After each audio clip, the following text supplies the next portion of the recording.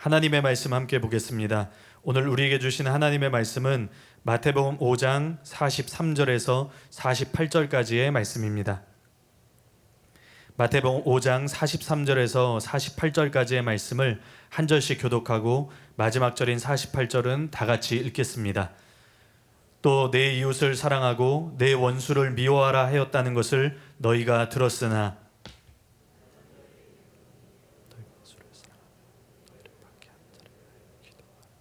이같이 한즉 하늘에 계신 너희 아버지의 아들이 되리니 이는 하나님이 그 해를 악인과 선인에게 비추시며 비를 의로운 자와 불의한 자에게 내려주심이라.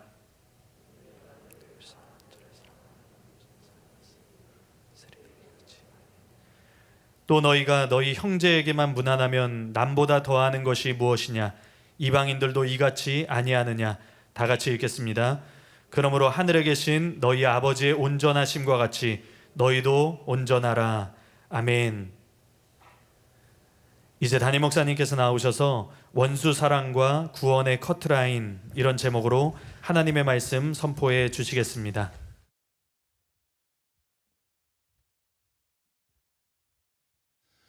이제 오늘이 원수 사랑에 대한 마지막 시간이고요. 이제 다음 주부터는 그리스도인의 완전에 대해서 약 한 달간 다루게 될 것 같은데, 정확하게 제가 분량을 알아보진 않아서 모르겠는데 약 한 달에서 한 달 반 정도, 그렇게 그리스도인의 완전, 그러니까 48절 한 절을 근거로 해서 한 달 동안은 그리스도인의 완전에 대해서 여러분들에게 말씀을 드릴 거예요. 그래서 그리스도인의 완전이 그리스도인의 완전이 존재한다는 그런 기본적인 것부터 여러분들에게 쭉 설명하기 시작해서 이 생각지 못한 복병이 있더라고요. 굉장히 난제가 있더라고요. 나는 제가 어렸을 때부터 예수 믿고 목회를 했어도 성경이 이렇게 어려운 책인지를 미처 몰랐어요. 근데 고린도전서 2장인데 거기서 이제 그리스도인의 완전의 증거로 채택하는 구절이 있어서 그걸 연구를 해야 되는데 너무 어렵더라고요. 굉장히 어렵더라고요. 그러니까 그게 난 난제인지도 몰랐어요. 난제인지도 몰랐는데 그 주석들을 보니까 이 학자들의 절대 다수가 뭐 90% 이상, 뭐 90%도 더 되는 것 같아요. 그냥 뭐 절대 다수가 잘못해서 같더라고요. 주석들이 뭐 거의 전체적으로 그 고린도전서 2장에 대해서 이렇게 잘못 해석들을 하고 있더라고요. 그러니까 그만큼 학자들이 착각을 하고 있더라고요. 근데 그게 이해가 되더라고요, 나름. 얼마나 고린도전서 2장이 어렵게 되어 있는지, 그 다음에 오해하고 착각하기 쉽게 되어 있는지, 더구나 이제 학자들은 교리적인 편견이 심하기 때문에 거기다가 교리적인 편견이 더해지면 딱 그 사람들이 보는 것처럼 보여요. 주석책들에 나온 것처럼 보여요. 그래서 저도 그런 가능성도 배제할 수 없기 때문에 참 맨날 그 구절 가지고 씨름한 건 아니지만 장장 반년 이상을 아무튼 간간히 장장 반년 이상을 그걸 가지고 씨름을 한 것 같아요. 근데 너무 어려워서 정말 어떤 게 정확한 것이고 옳은 것인가 참 어렵더라고요. 근데 지난주에 수양경원에 가서 이제 말씀도 토론도 하고 또 성경을 다시 살펴보고 연구할 때 그때 확실히 알겠더라고요. 이게 주석들이 틀렸구나. 이게 지금 거의 전체적으로 학자들이 잘못 보고 있구나. 고린도전서 2장에 대해서. 그래서 이제 그런 것들은 굉장히 치밀하게 연구하고 설명하는 거기 때문에 말씀에 대해서 관심을 가지면 굉장히 또 흥미로울 수도 있지만 또 어려울 수도 있는 그런 것도 설명을 해야 되고, 그렇지만 이제 완전에 대한 전체적인 메시지를 보면 참 놀라운 메시지예요. 그리스도의 완전에 대한 전체적인 메시지를 보면 참 놀라운 메시지고 참 기가 막힌 메시지고, 그 전까지는 이제 존 웨슬리나 찰스 피니 같은 사람들이 그리스도인의 완전을 성경대로 인정하고, 칼빈은 언제나 반대쪽에 있고 그런 사람들이 이제 그리스도인의 완전을 인정하지 않고 그랬는데, 그리스도인의 완전이 무엇인지,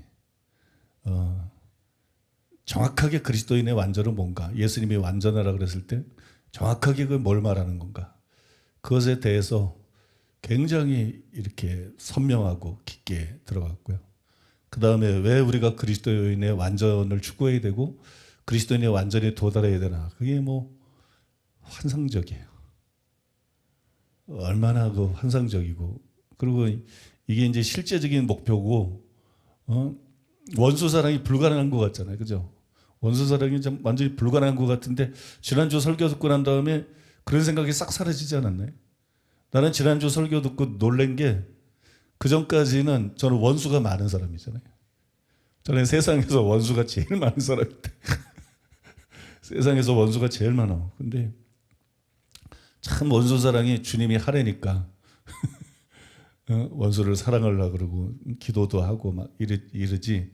그게 참 자연스럽거나 쉽지는 않았는데, 지난주 설교하고 난 다음에 이게 원수 사랑이 굉장히 자연스럽게 느껴지더라고요. 뭐 핍박자를 위해 기도하는 게 그게 어렵지 않게 전혀 너무 자연스럽게 이렇게 편하게 자연스럽게 느껴지더라고요. 그래서 제게 이제 그런 변화가 있는 것을 보면서, 야, 이 메시지가 성도님들에게 굉장히 도움이 됐겠다. 원수 사랑하는 데 있어서 실제로 이제 새로운 장을 열어주는 그런 메시지가 됐겠다. 그런 생각이 드는데, 여러분, 그리스도인의 완전도 마찬가지예요. 완전하라 그러면 벌써 숨 막히고 불가능한 것 같고 어려운 것 같고, 그건 저 성 프란시스나 선다스나 옥경 씨나 뭐 이런 사람이나 되는 것 같고. 그런데 이 그리스도인의 완전에 대한 설교도 여러분들이 다 듣고 나면, 야, 이게 완전히 도달 가능한 거구나. 그래서 예수님께서 실제적인 목표로 말씀한 거구나. 실제적인 목표로 말씀한 건데, 이제 절대 다수의 교수들과 목회자들이 완전은 불가능하다 이렇게 착각을 했고, 그 말씀을 사장시켰고, 그것 때문에 얼마나 이 교회가 약화가 됐는지. 이 완전이 필요하기 때문에 말씀한 거라서 굉장히 중요하거든요. 그래서 아무튼 이 그리스도인의 완전에 대한 메시지는 정말 환상적이고 놀라운 메시지예요.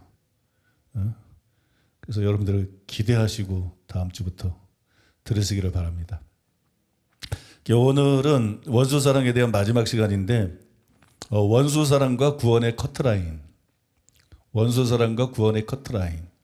여기 구원은 궁극적인 구원입니다. 원수 사랑과 궁극적인 구원의 커트라인. 뭐 이런 제목으로 하나님의 말씀을 전하겠습니다. 전에 저는 본문 45절에 근거를 해가지고, 왜 우리는 원수까지도 사랑해야 되나? 나 옛날에 참 그 이해가 안 가더라고. 왜 원수까지도 사랑하라 그러시나? 또 왜 우리는 핍박자를 위해서 기도까지 해줘야 되나? 그들을 위해서 기도까지 해야 되나? 이게 이해가 잘 안 됐는데, 그 이유가 뭐냐면 하나님이 우리 아버지이기 때문에, 우리가 하나님의 자녀이기 때문에, 그 하나님이 그런 분이고 우리가 그분을 닮아야 되기 때문에, 우리는 이 세상의 원수들하고는 전혀 종류가 다른 사람이기 때문에 새로운 인류죠. 그들은 마귀의 자녀고 우리는 하나님의 자녀고. 그러니까 마귀는 처음부터 거짓말쟁이고 살인하는 자인데, 너희 아비는 마귀고 너희가 너희 아부의 일을 그대로 한다. 요한복음에서 예수님이 말씀한 것처럼 이단 사냥꾼도 그렇고, 또 이제 통합교단 비롯해서 그런 목사들도 똑같은 일을 하고 있어요. 전체는 아니지만 그들 중에 상당수의 아버지는 틀림없이 하나님이 아니기 때문에, 마귀이기 때문에. 마귀니까 그렇게 거짓말하고 다른 교회를 상대로, 그게 무슨 목사가 그런 줄 아는 거야? 마귀, 지 아버지가 마귀니까 거짓말하고. 또 여러분, 기독교라는 거는 사랑의 종교고, 성도인들도 마찬가지지만 성도가 잘못했다 그래서 무조건 교회에서 내쫓고 징계하고 그러나요? 회개하도록 권면하지, 그죠? 회개하도록 권면해서 회개하면은 격려하고 그러는 거죠, 그죠? 그러니까 여러분, 어떤 목사가 뭘 잘못 가르친다 그래도, 그러면 좀 안타까운 마음 가지고, 이게 진리가 아니고 이게 진리인데 지금이라도 돌이키겠느냐? 그 돌이키면 잘 용서하고 지도해주고, 이게 교회거든요. 근데 그렇게 안 가르치는데 그렇게 가르친다고 거짓말 쳐서 죽이는 거, 이건 마귀입니다. 이건 정말 마귀거든요. 이건 기독교 아니거든요. 그러니까 지금 한국 교회의 세력은 어느 정도는 그냥 마귀가 장악하고 있다, 그렇게 보시면 돼요. 그러니까 그 교단들이 한 교단도 아니고 그렇게 거짓말하고, 그죠? 그렇게 죽이려고. 옛날에 통합 사면이 자기네들이 거짓말로 매도하고 그거 다 드러나고 답변도 못하면서 나를 사과를 시키고, 가해자가 피해자를 사과를 시키고, 무슨 뭐 교육을 받으라 했었고, 별 갑질을, 세상에 제일 더러운 갑질을 통합교단이 했거든. 제일 흉악하고 더러운 갑질을 그러고 난 다음에도 자기네들이 무슨 건방지게 범죄자 집단이 사면을 한다고 용서를 한다고 그랬었더니 싹 뒤집어 엎어버렸어, 총회 때. 자기네들이 말하고. 이거는요 정말 마귀 아니면 할 수 없는 일이에요. 절대로 그건 기독교가 아니에요. 그 일에 주동했던 목사들은 절대로 기독교인들이 아니고, 통합교단은 이거는 정말 이건 없어져야 될 교단이에요. 없어져야 될 교단. 너무 사악한 교단이에요. 이 시대의 사내들이니 통합교단이다. 나는 예수님의 이름으로 그렇게 말합니다. 이 시대의 사내들이 아주 너무 못된 교단.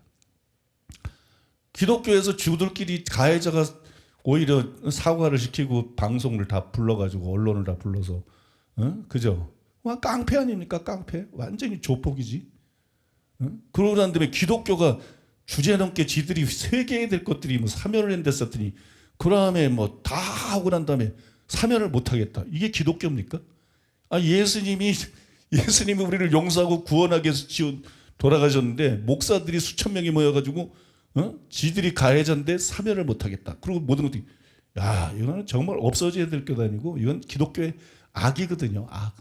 이건 정말 상상 못하는 일이. 그러니까 한국 교회가 얼마나 말씀을 떠나서 사실상은 가짜 목사들이 많은지 그 실체가 아주 그냥 경기할 정도로 충격적으로 드러난 거야. 그러니까 통합에서도 그때 의식 있는 목사들은 난리였어요. 통합교단에 대해서 충격을 받고 통곡을 하고 막 이게 통합이냐? 그걸 아직도 몰랐나? 그러니까 그런 교단은 나와야지, 목사들이. 그런 사악한 교단은 나와야 되고, 그런 교단은 빨리빨리 무너져 버려야, 그래야 한국 교회가 바르게 되는 거예요. 믿습니까? 뭐 여러분 다 아는 내용이지만 모르는 사람도 있으니까. 아무튼 제가 뭐 얘기다 일로 갔나? 그 얘기를 하다 그렇게 오래 얘기를 했네. 그러니까 난 원수가 너무 많대. 여러분, 우리가 왜 원수까지 사랑해야 되나? 왜 우리가 박해자를 위해서 기도까지 해야 되나? 그들의 아비는 마귀니까 그들이 마귀를 닮아가지고 거짓말하고 그냥 매도하고 죽이는 일하는 게 당연한 거고, 우리 아버지는 하나님이니까 우리는 하나님을 닮는 게 당연한 거예요. 믿습니까? 하나님을 닮는 게 당연한 거고 하나님의 성품을 나타내는 게 당연한 것인 줄로 믿습니다. 그래서 원수를 사랑하라는 계명이 너무 당연한 계명이고, 박해자를 위해서 기도하라는 계명이 너무나 여러분 당연한 계명이죠. 그래서 우리가 왜 우리가 이렇게까지 해야 되나, 이게 아니라 우리는 당연히 그렇게 해야 된다. 마음이 바뀌어야 돼요. 생각이 바뀌어야 돼요. 이건 우리가 당연히 해야 될 일이다. 그렇게 해서 원수를 사랑해야 될 줄로 믿습니다. 근데 그 다음 구절인 46절에 보면 또 다른 이유가 나타나 있어요. 왜 원수를 사랑해야 되는지, 왜 박해자를 위해서 기도해야 되는지 또 다른 이유가 나타나 있는데, 상이에요. 상. 천국에서 상 받기를 원하면 남보다 더 해야 돼요. 남하고 똑같은 데 상 주지는 않거든요. 남보다 뭔가 뛰어나니까 상을 주지. 우리가 천국에서 상 받기 위해서는 남하고 똑같으면 안 돼. 우리가 천국에서 상 받기 위해서는 남보다 더 해야 돼요. 뭘 더 해야 되느냐? 다른 사람들은 나를 사랑하는 사람만 사랑해. 내 형제에게만 무난해. 근데 우리는 원수도 사랑해야 돼. 그게 우리가 더 해야 될 거야. 원수도 사랑해야 되고 핍박자도 위해서 기도해야 돼. 이게 우리가 더 해야 되는 겁니다. 남들은 안 하는데 더 해야 되는 거. 믿습니까? 이게 또한 불가능한 게 아니고 가능한 일이에요. 그래서 우리는 원수도 사랑하고 핍박자도 위해서 기도해야 될 줄로 믿습니다. 그래서 여러분, 그런 사람이 상을 받는 거거든요, 천국에 가서. 그래서 우리는 반드시 그렇게 해야 될 줄로 믿습니다. 근데 여기서 정리해야 될 것이 있어요. 정리해야 될 것이 있는데, 예수님이 20절에서 이렇게 말씀했죠. 내가 너에게 이르노니 너희 의가 서기관과 바리새인보다 더 낫지 못하면 결코 천국에 들어가지 못하리라. 너희 의가 서기관과 바리새인보다 더 낫지 못하면 결코 천국에 들어가지 못하리라. 이 참 충격적인 말씀이죠. 그 위에서 21절이야 48절에서 그러면 서기관과 바리새인보다 나은 의가 뭐냐? 그거를 예수님께서 구체적으로 6가지 사례를 통해서 설명해 주셨어요. 원수를 사랑하고 핍박자를 위해 기도해라. 이것도 그 사례 중에 하나죠. 마지막 사례입니다. 그러므로 우리가 전혀 원수를 사랑하지 않거나 전혀 핍박자를 위해서 기도하지 않으면 천국에 못 들어갑니다. 이게 서기관과 바리새인보다 나은 의하고 관계가 있기 때문에. 그래서 권영경 교수님은 그리하면 너희가 하늘에 계신 너희 아버지의 아들이 되리니, 이 말씀에 대해서 뭐라냐면은 제자들이 그 삶에서 하나님의 무조건적인 사랑을 반영하지 못한다면 하나님의 아들 될 자격이 없는 사람들이라는 경고를 포함한다. 그렇게 썼어요. 원수를 사랑해라, 핍박자를 위해 기도하라, 그리하면 하늘에 계신 너의 아버지의 아들이 되리니. 이거 원수 사랑하고 핍박자를 위해 기도해야 하나님의 자녀가 된다는 뜻이 아니라는 걸 우리가 배웠죠. 그거는 원수 사랑하고 핍박자를 위해서 기도하는 삶을 살 때 하나님, 우리가 하나님의 자녀라는 것이 드러나게 된다, 나타나게 된다. 그래서 인정을 받게 된다, 그런 뜻이라 그랬죠. 여러분, 물론 그런 뜻이에요.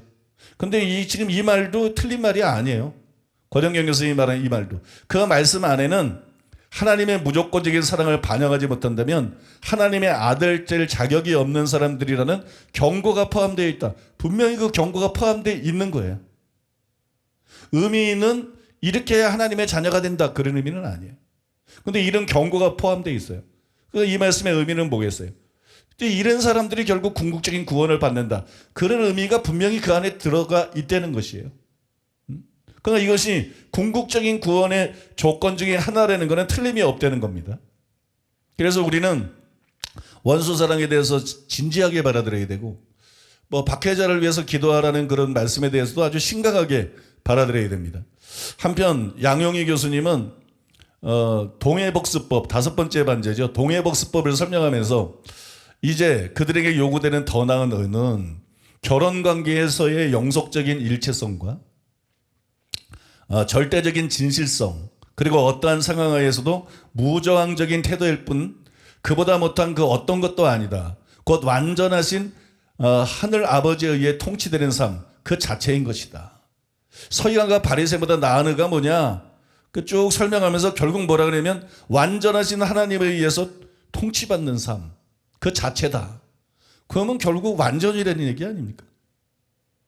또 여러분, 다른 책에 보니까 이번에는 6번째 반제를 설명하면서 원수 사랑을 하는 그 계명을 설명하면서 앞에 다른 반제들이 어땠어요? 살인하지 말라, 간음하지 말라, 그것부터 위시해가지고 앞에 다른 반제들이 단순히 행동이 아니라 마음과 생각까지 다루고 있잖아요. 그죠? 살인 안 하면 되는 게 아니고 간음 안 하면 되는 게 아니고 이 생각과 마음까지 거기서 다루고 있다는 것을 주목을 하면서, 그래서 진심으로 원수를 사랑하고 간절한 마음으로 핍박자를 위해서 기도해야 된다. 그런 사람만 서기관과 바리새인보다 나은 의를 가진 자고 그런 사람만 궁극적인 구원을 받는다. 그렇게까지 주장을 한 거예요. 제가 읽어드리면 율법을 성취하신 예수님은 그 사랑의 대상을 원수에게까지 확대하도록 요구하신다. 그런데 원수를 사랑하는 데 있어서도 마음의 내적 태도와 관심이 매우 중요하다. 그 사랑은 제자가 자신을 해치고자 하는 자에 대해서까지도 그의 최선의 삶을 진정으로 그리고 간절히 열망하는 자세, 그리고 그러한 열망으로 하나님께 간구하는 행동을 의미한다. 이처럼 중심으로부터 갈망하는 원수 사랑만이 예수님께서 요구하시는 사랑이다. 과연 인간이 어떻게 이 정도까지 사랑할 수 있는가? 그런데 예수님은 하나님의 아들인 제자라면 그렇게 할 수 있고 그렇게 해야 한다고 선언하신다. 원수에 대한 진정한 사랑은 하나님의 통치를 받는 모든 제자들의 특성인 내적인 의이다. 그리고 이러한 의는 자기 노력의 결과인 자기의가 아니며 하나님의 통치의 선물이다. 따라서 그 가운데서는 그 어떤 깨어진 관계도 허용되지 않으며 하늘아버지의 완전하신 같은 완전함이 기대될 뿐이다. 결국 원수 사랑을 설명하면서 이 원수 사랑을 통해서 요구되는 서기관과 바리새인보다 나은 의가 뭐라는 거예요? 하나님이 완전하신 것처럼 완전해야 된다는 거예요. 그 같은 책에 보면 또 이렇게 써 있어요. 마태복음 19장 16절이야 21절에 따르면 부자 청년과 예수님과의 만남이 나오는 거죠. 제자가 되는 것은 완전해지는 것을 요구한다. 내가 완전하고자 할진대 내 소유를 팔아 가난한 자에게 주고 너는 나를 쫓아라 그랬잖아요. 어떻게 영생을 얻느냐고 물을 때 결국 그 대답을 하셨잖아요. 이미 앞에서 살펴본 같이 하늘나라에 들어가기 위한 조건 곧 5장 20절의 더 큰 은은 다름 아니라 5장 48절에서 진술된 완전함 그 자체이다. 그런데 여기서 그 동일한 완전함이 영생에 들어가기를 원하는 부자 청년에게 요구되고 있는 것이다. 여기 뭐 직접적으로 말했어요. 서기관과 바리새인보다 나은 은은 48절에 말하 있는 하늘에 계신 너희 아버지의 온전하신 같이 온전하라. 그 온전함 자체다. 제가 굉장히 오래전에 아마 몇 년 전에 이 글을 읽었는데 양영희 교수님 책에서 이 글을 읽었는데 상당히 논리적이잖아요. 부자 청년에게도 영생을 어떻게 해 얻습니까? 근데 완전하고자 할진대 그랬지. 20절 서기관과 바리새인보다 나은 의가 없으면 천국 못 들어간다 하면서 6가지를 설명하는데 그중에 결국 원수 사랑을 말하면서 완전하라 이렇게 말씀. 이게 논리적으로 흠이 없거든요. 논리적으로 보면 완벽해 보이거든. 그래서 이게 얼마나 충격이었는지 몰라요. 그럼 나는 어떻게 해야 되는 거야? 이 원수가 수없이 많은 나는 어떻게 되는 거야? 난 천국 가는 거야? 지옥 가는 거야? 굉장히 제가 충격을 받았어요. 그래서 무조건 원수도 사랑하고 무조건 용서하고 무조건 축복을. 그래서 그때 또 최상경이 축복 많이 했죠. 탁조인도 축복 많이 하고 통합 목사들도 축복 많이 하고 백석인이 난 너무 많으니까 그냥 축복하다가 시간 다 가거든. 축복하는 기도도 열심히 하고 그랬던 기억이 나는데 예수님이 그랬다면 그래야지 그래 그랬던 기억이 나는데 아무튼 여러분 이게 의도는 실제로 그것이었는지 아니었는지 모르겠지만 이 글을 소개한 글들을 보면 진실한 마음으로 원수를 사랑하고 간절히 박해자를 위해서 기도하지 않으면 서기관과 바리새인보다 나은 의를 가진 자가 아니고 결코 천국에 들어갈 수 없다 그렇게 읽히잖아요. 그런 의미에게 와닿잖아요. 그런데 정말 그렇다면 천국에 들어갈 자가 과연 몇 명이겠는가? 보통 이제 우리 교회에서 하는 설교를 들으면 일반 목사들의 신자들이 그러면 천국에 들어갈 자가 과연 몇 명이나 되겠느냐 이런 질문에 근데 내가 양영희 교수님 그 글을 읽고 난 다음에 야 정말로 그렇다면 야 이건 누가 천국 들어갈 수 있나? 진짜 극소수 아니겠느냐? 천국에 들어갈 자가 누가 있겠느냐? 이런 생각이 들더라고요. 그게 굉장히 충격이었어요. 이거는 영혼의 사활을 영원한 운명을 좌우할 수 있는 그런 문제라서 제가 이 문제를 가지고 아주 진지하게 연구했어요. 진짜 예수님이 말한 게 뭘까? 진짜 양정희 교수님 말할 때 논리적으로 문맥상으로는 흠이 없어 보이는데 그게 진짜가 맞나? 만약에 그게 진짜 그런 의미가 아니라면 이 말씀이 실제로 어떤 의미인가? 그걸 어떻게 성경으로 분명히 증명하고 드러낼 수 있나? 이 문제를 가지고 제가 깊이 씨름하고 연구를 했어요. 정말로 그렇다면 정말로 그런 의미라면 수많은 영혼들이 낙담하지 않겠어요? 그죠? 지난주에 원수 사랑에 대해서 방법에 대해서 들어서 이제 좀 안 그렇겠지만 그 설교 듣기 전에 이 말을 듣는다 그러면 대부분 많은 사람들이 너무 낙담할 거예요. 어떻게 이 마음으로 기꺼이 또 간절한 마음으로 그죠? 그렇게까지 할 수 있어. 굉장히 많은 사람들이 낙담하게 될 거예요. 문맥에 의하면 마지막 번제도 서기관과 바리새인보다 나은 의에 대한 예입니다. 근데 수준이 높아도 너무 높다는 거. 너희 원수를 사랑하며 너희를 박해하는 자를 위해 기도하라. 이게 무슨 뜻이냐? 간단히 말하면 그냥 성경에 나오는 거예요. 하늘에 계신 너희 아버지의 온전하신 같이 온전하라. 그 뜻인 거예요. 그러니까 이거는 수준이 하나님 수준이야. 그것도 온전이라 그랬어. 온전. 그러니까 이 이상 수준이 높을 수가 없어요. 너무 수준이 높은 거예요. 그러니까 자연스럽게 정말 그 수준에 도달하지 못한 사람은 천국에 못 들어간다는 말인가? 이런 의문이 생길 수밖에 없지 않나요? 우리가 이 말씀에 순종하기 위해서 의지적으로 원수를 사랑하기 위해서 용서하기 위해서 노력하고 용서도 하고 그 다음에 또 정말 그들을 위해서 기도를 하고 그래도 그들에 대한 마음에서 우러나오는 진실되고 간절한 사랑이 없으면 그러면 정말 천국 못 들어가나? 그럼 지옥에 간다는 건가? 그러면 이거는 너무 우리의 의지하고도 너무 멀지 않나? 우리가 노력해도 대부분 많은 사람들은 그 수준에 도달하지 못할 텐데, 결단해도 못할 텐데, 정말 천국 가는 거는 이거는 뭐 너무 어렵고 너무 극소수만 천국 갈 수 있고 변승후부터 지옥 가야 되고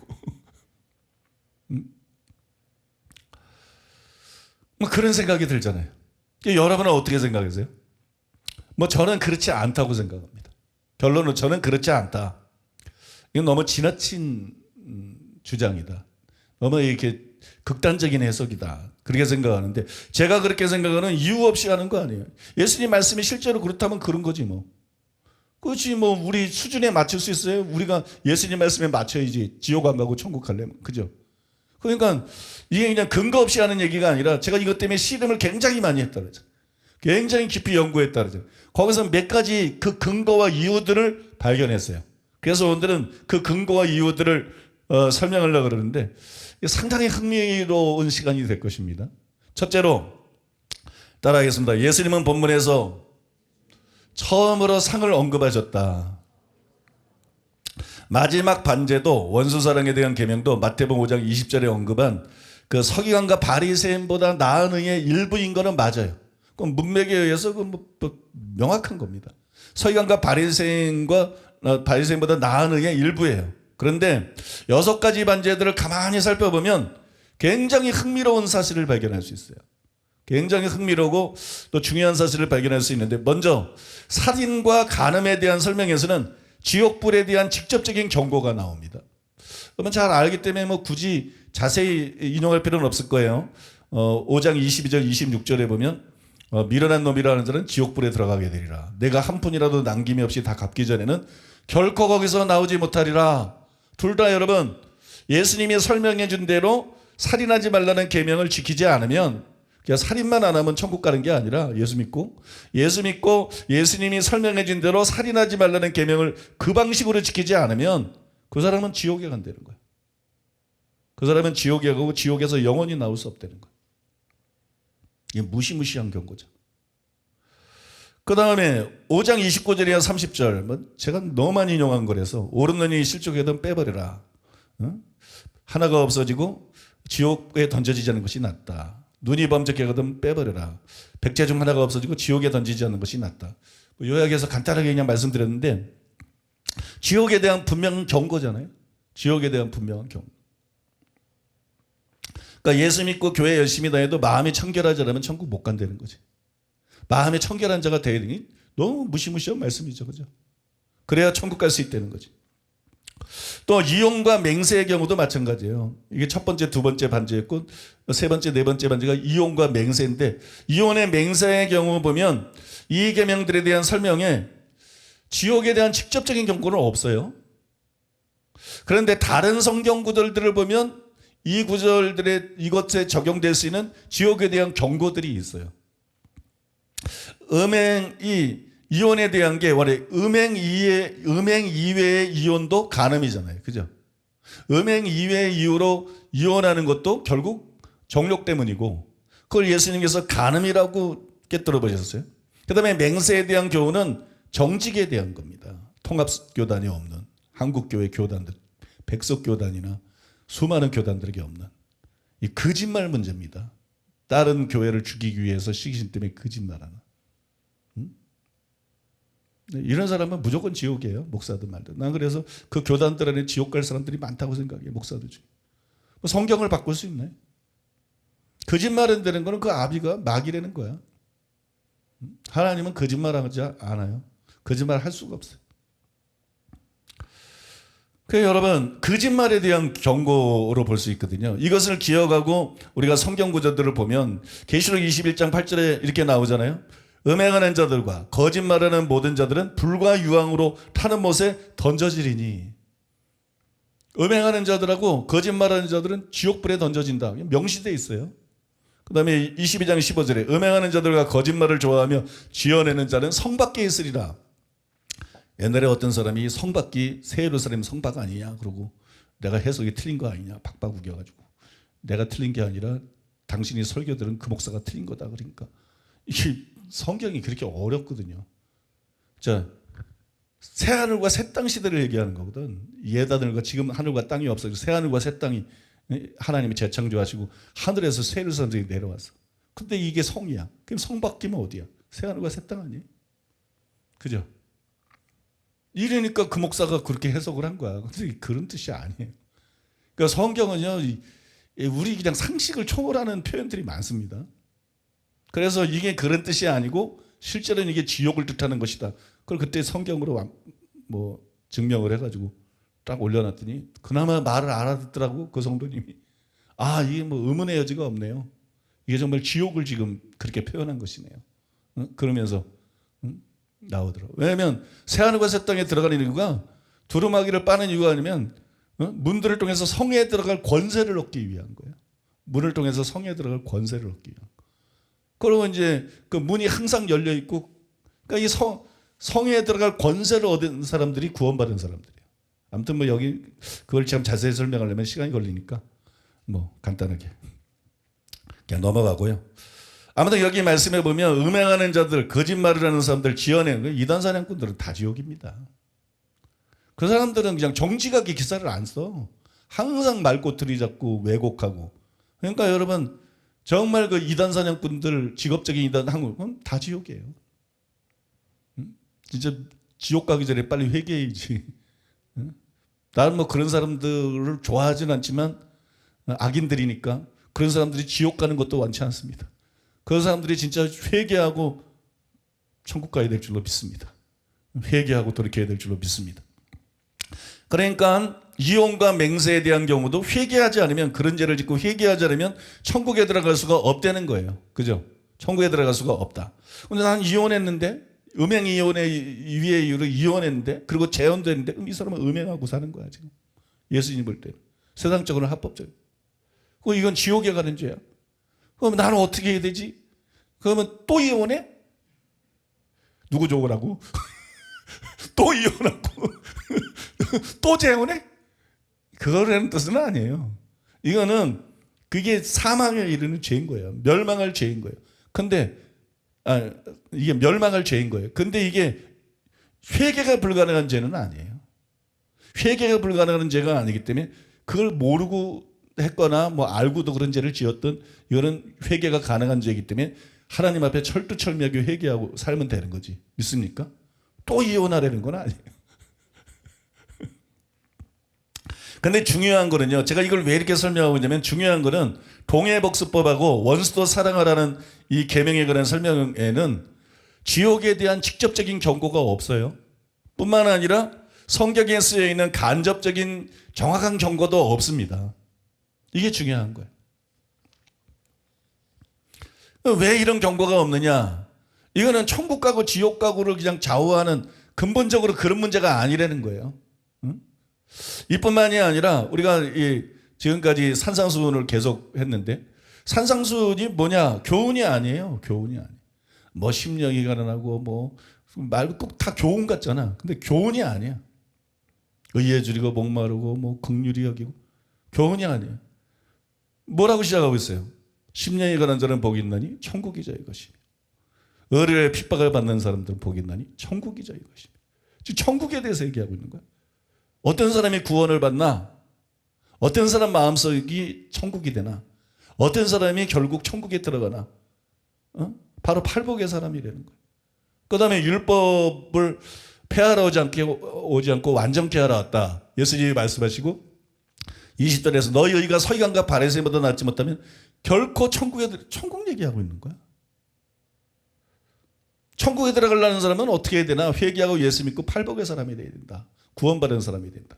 천국에 들어가려면 우리가 그 다음에 어떻게 신앙생활을 해야 되나?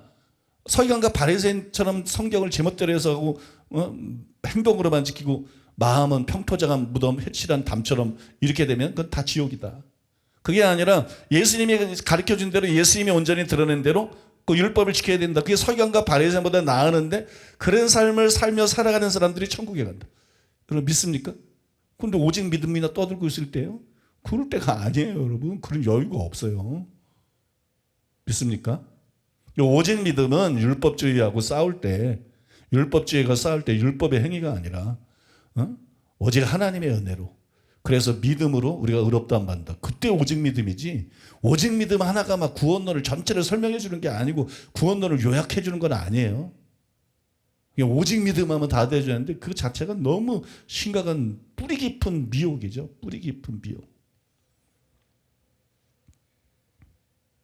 그렇게 말씀하잖아요. 그 다음에 살인하지 말라, 간음하지 말라 그러면서 미련한 놈이라는 자는 지옥불에 들어가게 되리라. 그 다음에 눈으로 범죄하면 그죠? 지옥에 들어가게 된다. 손으로 범죄하면 지옥에 들어가게 된다. 간음에 대해서도 그죠? 그거잖아요. 실범을 하든지 아니면 생각과 마음으로 계속 간음을 저지르든지 결과는 똑같다는 거야. 지옥을 피할 수가 없다는 거야. 그러니까 이게 무슨 뭐 마음의 청결한 자가 되라, 뭐 화내지 말아라, 무슨 뭐 욕하지 말아라 이런 도덕적인 얘기를 하고 있는 게 아니에요. 예수님은 그 공자 맹자가 아니야. 예수님은 소크라테스가 아니에요. 예수님 그러면 한가한 얘기들 하고 있는 게 아니에요. 예수님은 지금 구원론에 대해서 얘기를 하고 있는 거야. 천국과 지옥에 대해서.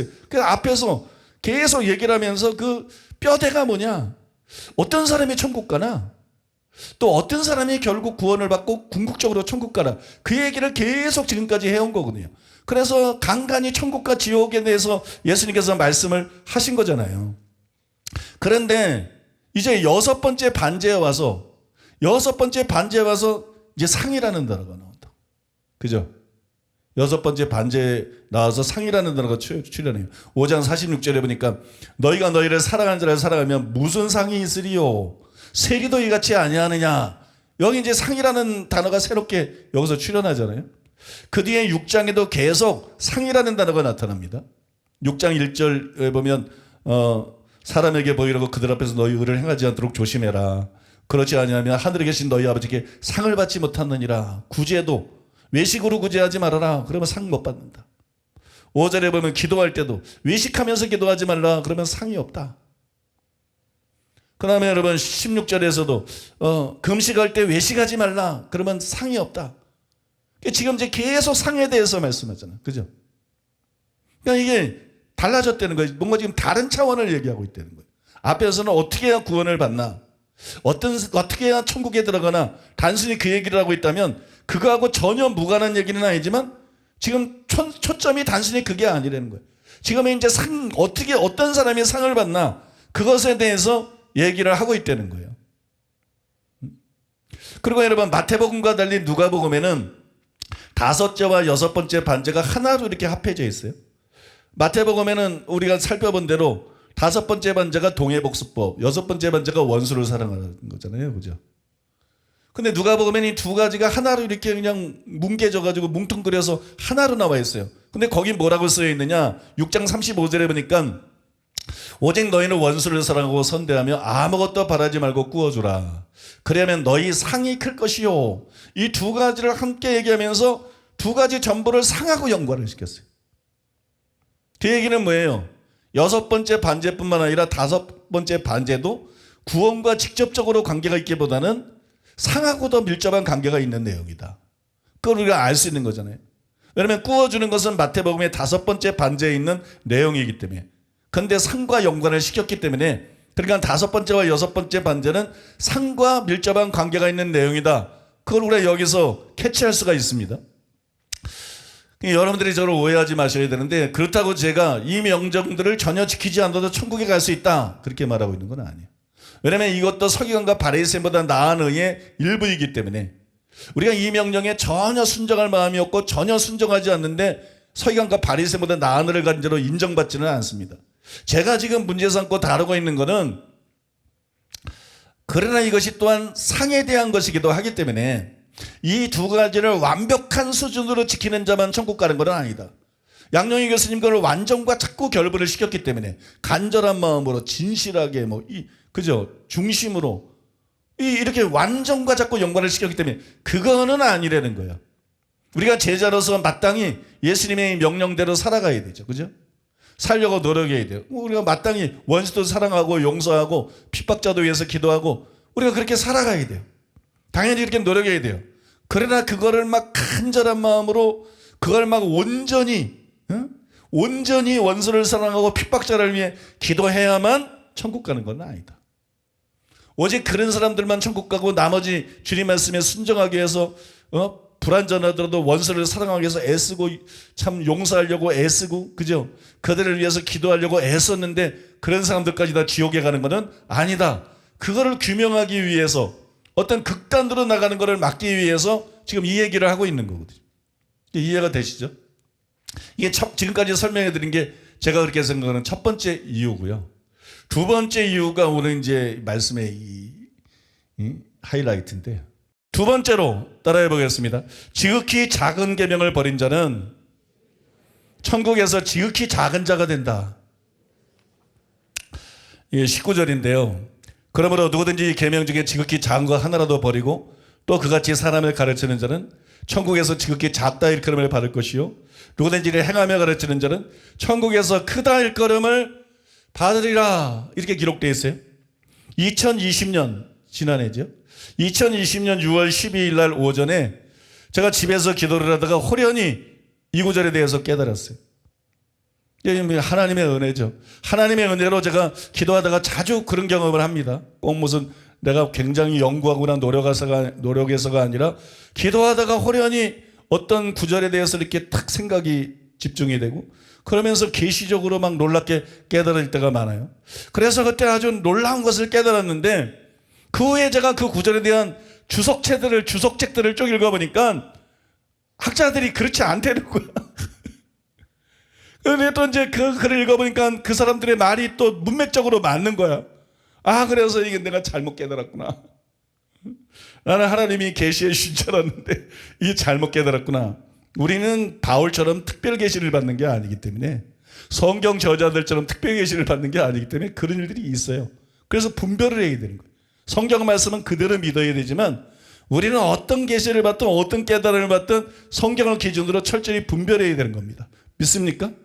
절대적인 권위는 성경에 있는 거지 제가 깨닫는 거나 누가 깨닫거나 가르치거나 이런 데 있는 게 아니에요. 그래서 항상 성경으로 분별을 하는 거예요. 근데 그 뒤에 그래서 그걸 이제 너무 귀한 깨달음이었는데 이거 아닌가 보다. 그리고 그냥 제껴놓고 있었어요. 그게 나중에 말씀을 더 연구하다가 보니까 구학자가 틀린 거야. 그 학자들이 틀린 거야. 더 연구를 하고 깊이 이해하다 보니까 내가 그때 깨달은 해석이 얼마든지 가능한 거야. 그래서 그거를 다시 취했어요. 그래서 이제 그거를 이제 연구하고 정리해가지고 원고를 다 썼어요. 그리고 이제 다른, 그게 벌써 지난해니까 다른 설교들을 막 계속 준비하고 다른 구절을 연구하고 그는 까마득하게 잊어버리고. 이번에 이제 이것에 대해서 설교할 차례가 온 거예요. 그러다 보니까 이제 그걸 읽는데, 이게 진짜 해석이 맞는 거야. 또 막 갈등이 되는 거야. 막 의심이 생기는 거야. 그 다음에 이게 이제 자신감이 막 사라져. 성경 해석 진짜 어렵습니다. 정말 아주 그냥 성경 해석이 보통 어려운 게 아니에요. 그냥 대강대강 하려고 그러면 몰라도 진짜 의미를 정확하게 제시하려고 그러면 정말 힘든 데가 많아요. 정말 어려운 구절이 많아요. 막 자신감이 막 사라지는. 그래서 지난주에 이동기 목사님도 수양관에 올라오고 그래서 같이 이 문제에 대해서 또 토론을 했어요. 그 다음에 완전에 대한 고린도전서 2장 굉장히 어렵습니다. 난 그렇게 어려운 성경 구절은 거의 별로 못 봤던 것 같아요. 고린도전서 2장이 단순한 것 같아도 학자들이 그냥 대거 잘못 해석하고 있고 교리적인 편견 해설을 접해가지고 이게 아주 굉장히 어려워. 그리고 학자들이 이해가 돼. 왜 그들이 착각하고 있는지. 왜 그들이 너무 착각하기 쉽게 돼 있어. 너무 이게 헷갈리게 돼 있어. 너무 어려워. 그래서 두 가지에 대해서 토론을 했어요. 그냥 막 토론을 하고 난 이게 맞는 줄 알았는데 지금 이렇게 자신감이 없어졌다. 그러면서 막 토론을 하면서 토론하다 보니까 또 의견도 듣고 토론하다 보니까 제가 막 설명도 하는데 내가 설명하다가 그냥 풀렸어. 또 그런 일이 굉장히 많아. 아무튼 그게 하나님 은혜예요. 하나님 은혜. 그냥 내가 막 헷갈려서 막 고민하면서 그걸 설명하다가 그냥 말하다가 풀려버렸어. 그 두 가지가 다 말하다가 풀려버렸어. 이게 맞는 거구나. 이게 정말 맞는 거구나. 그래서 이제 이번 주에 교회에 와가지고 이제 이번 주에 오늘 여러분들에게 말씀을 나눠야 되니까 그 부분들을 이제 원고는 써놨어도 다듬어야 되니까 다듬다 보니까 야, 이게 나는 이해할 수 있겠는데 이렇게 설명하면 성도들이 오해를 한다. 이렇게만 설명을 하면 나는 이해하고 있으니까 이게 무슨 글인지 아는데 이건 성도들이나 나중에 책을 읽는 사람들이 내가 진짜 뭘 말하는 건지 이 사람들은 다 알 수가 없다. 그 오해한다. 또 어떤 부분적인 표현들은 이 균형이 안 잡혀 있어요. 그래서 어제 다시 또 연구를 하기 시작했어요. 이거를 완벽하게 더 정리를 해야 된다. 다듬고 정리를 해야 된다. 근데 여러분, 이 참 하나님 은혜죠. 어제 이제 세 번째 설교 원고를 교정하는데 빛이 탁 임하는 거예요. 아, 이 뭐가 맞는 해석인데 왜 이게 서로 일치가 안 하지? 왜 조화가 안 이루어지? 맞는 해석은 맞는데 왜 이런 일이 생기지? 도저히 이해가 안 가는데 빛이 탁 임하는 거예요. 그러면서 비로소 완전히 조화가 되게 이해가 되는 거예요. 응? 그래서 어젯밤 11시쯤 되어가지고 비로소 이제 그거를 온전히 이해를 했어요. 그래서 정리를 하고 쓰고 그래서 이제 집에 갔는데 오늘 이제 그거를 여러분들하고 나누고자 합니다. 그러니까 지난해 6월 12일부터 이 말씀에서 계시해 중에서 시작돼서 어젯밤 11시에 완성된 이런 말 하는 목회자들 별로 못 봤을 거예요. 그만큼 건성으로 성경을 연구하고 있다는 거야. 말씀 갖고 씨름을 안 한다는 거야. 자기가 하는 해석이 정확한 해석이 아니고 맞는 해석이 아닌데도 아무 갈등도 없고 고민도 없다는 거야. 응? 참 무책임한 거고 그렇거든요. 그게 대세가 돼 있어요. 대세가 교계. 응? 그 여러분, 그것을 여러분들에게 말씀을 나누고자 하는데 아까 19절을 읽었잖아요. 거기서 예수님께서 누구든지 계명 중에 지극히 작은 것 하나라도 버리고 또 그같이 사람을 가르치는 자는 천국에서 지극히 작다 일컬음을 받을 것이요, 이렇게 말씀했어요. 여기 보면 이 계명 중에 지극히 작은 계명 하나가 나와요. 이 지극히 작은 계명 하나, 이 계명은 천국에 들어가고 못 들어가고를 좌우합니까? 좌우하지 않습니까? 좌우하지 않죠. 여러분이 체면에 걸렸어. 무지 어려운 걸 물어보나 보다. 여기 나와 있잖아요. 천국에서 지극히 작은 자가 된다고. 그러니까 천국엔 들어가는 거잖아요. 그죠?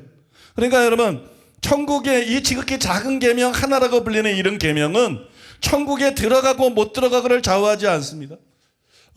천국에서 큰 자가 되는 것, 바꿔 말해서 상과 관계가 있는 계명이에요. 그러니까는 그렇기 때문에 그런 계명을 완벽하게 지켜야 천국에 가는 것은 아니죠. 그런 계명을 완벽하게 지키지 못하면 지옥에 가는 것은 아니죠. 그런데도 마라학자들이 20절에만 관심을 가져요. 조금 전에 말씀드린 19절인데 20절에만 꽂혀 있어요. 너희 의가 서기관과 바리새인보다 낫지 못하면 결도가 천국에 들어갈 수 없다. 이 말씀에만 온통 관심이 쏠려 있어요. 그러나 예수님은 19절에서 지극히 작은 계명 하나, 이런 계명을 버리고 지키지 못한다 할지라도 천국은 들어갈 수 있다. 천국에서 작은 자가 될 뿐이다. 이 말씀을 하시고 난 다음에 20절 말씀을 하셨다는 거예요.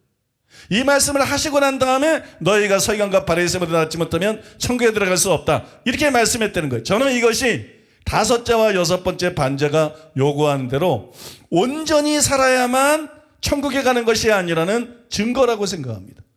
그 증거 중에 하나라고 생각해요. 우리가 이것을 알아야 극단에 치우치지 않는 거예요. 타협하지 않고 회개하라고 외치고 행함 있는 산 믿음을 갖추라고 외치고 거룩하고 외치고, 그거 다 중요해요. 또 여러분, 너무 극단적으로 어렵게 말하는 거는 잘못된 거예요. 성경이 말하는 만큼만 어렵게 말해야 돼. 성경이 기준이기 때문에. 필요 이상으로 너무 어렵게 말하면 안 돼. 근데 그런 유혹들이, 이게 균형 잡는 게 굉장히 어려워요. 그러니까 이 장로교나 뭐 루터나 이쪽 보면은 너무 성경에서 강조하는 걸 강조 안 해가지고 넓은 길로 가도록 막 해놓고, 웨슬리나 피니에걸 들고 보면 뭐 천국 갈 사람이 없어. 조나단 에드워드나 웨슬리나 피니에걸 보면 너무 어렵게 해놨어. 너무 어렵게. 둘 다 여러분 정확한 것이 아니에요. 둘 다 정확한 것이 아니에요. 성경이 말하는 만큼만 어렵게 얘기해야 돼요. 또 성경이 말하는 만큼은 쉽게 얘기해야 돼요. 그러니까 예수님의 말씀을 너무 어렵게 만들어도 안 되고, 예수님의 말씀을 너무 쉽게 만들어도 안 되고 주님이 의도하신 그대로 가르칠 수가 있어야 된다는 거예요. 그러려고 그러면 지금 제가 말씀드리는 이런 분별들이 필요하다는 거예요. 이걸 분별해야 된다는 거예요. 많은 학자들이 예수님의 말한 계명 중에 지극히 작은 것 하나가 그 전절에 나오는 18절에 나오는 율법의 1.1획을 뜻한다고 해석을 합니다. 일례로 헤르만 리델버스는 이렇게 썼어요. 이 계명 중에 지극히 작은 것 하나란 분명히 18절의 율법의 1.1획을 가리킨다. 지극히 작은 계명 하나라도 버리면 그랬는데 이 지극히 작은 계명 하나가 뭐냐? 이게 19절인데 18절에는 율법의 1.1획도 없어지지 아니하리라. 율법의 1.1획이 작은 거 아니에요? 그러니까 지극히 작은 계명 하나는 율법의 1.1획을 가리킨다는 거예요. 근데 여러분 잘 들어주세요. 단지 그렇지는 않습니다. 단지 그렇지는 않아요. 본문을 자세히 보세요. 18절에 뭐라고 되어 있어요? 진실로 너희에게 이르노니 천지가 없어지기 전에는 율법의 1.1획도 결코 없어지지 아니하고 다 이루리라 그랬어요. 이거 전에 율법이 나와요.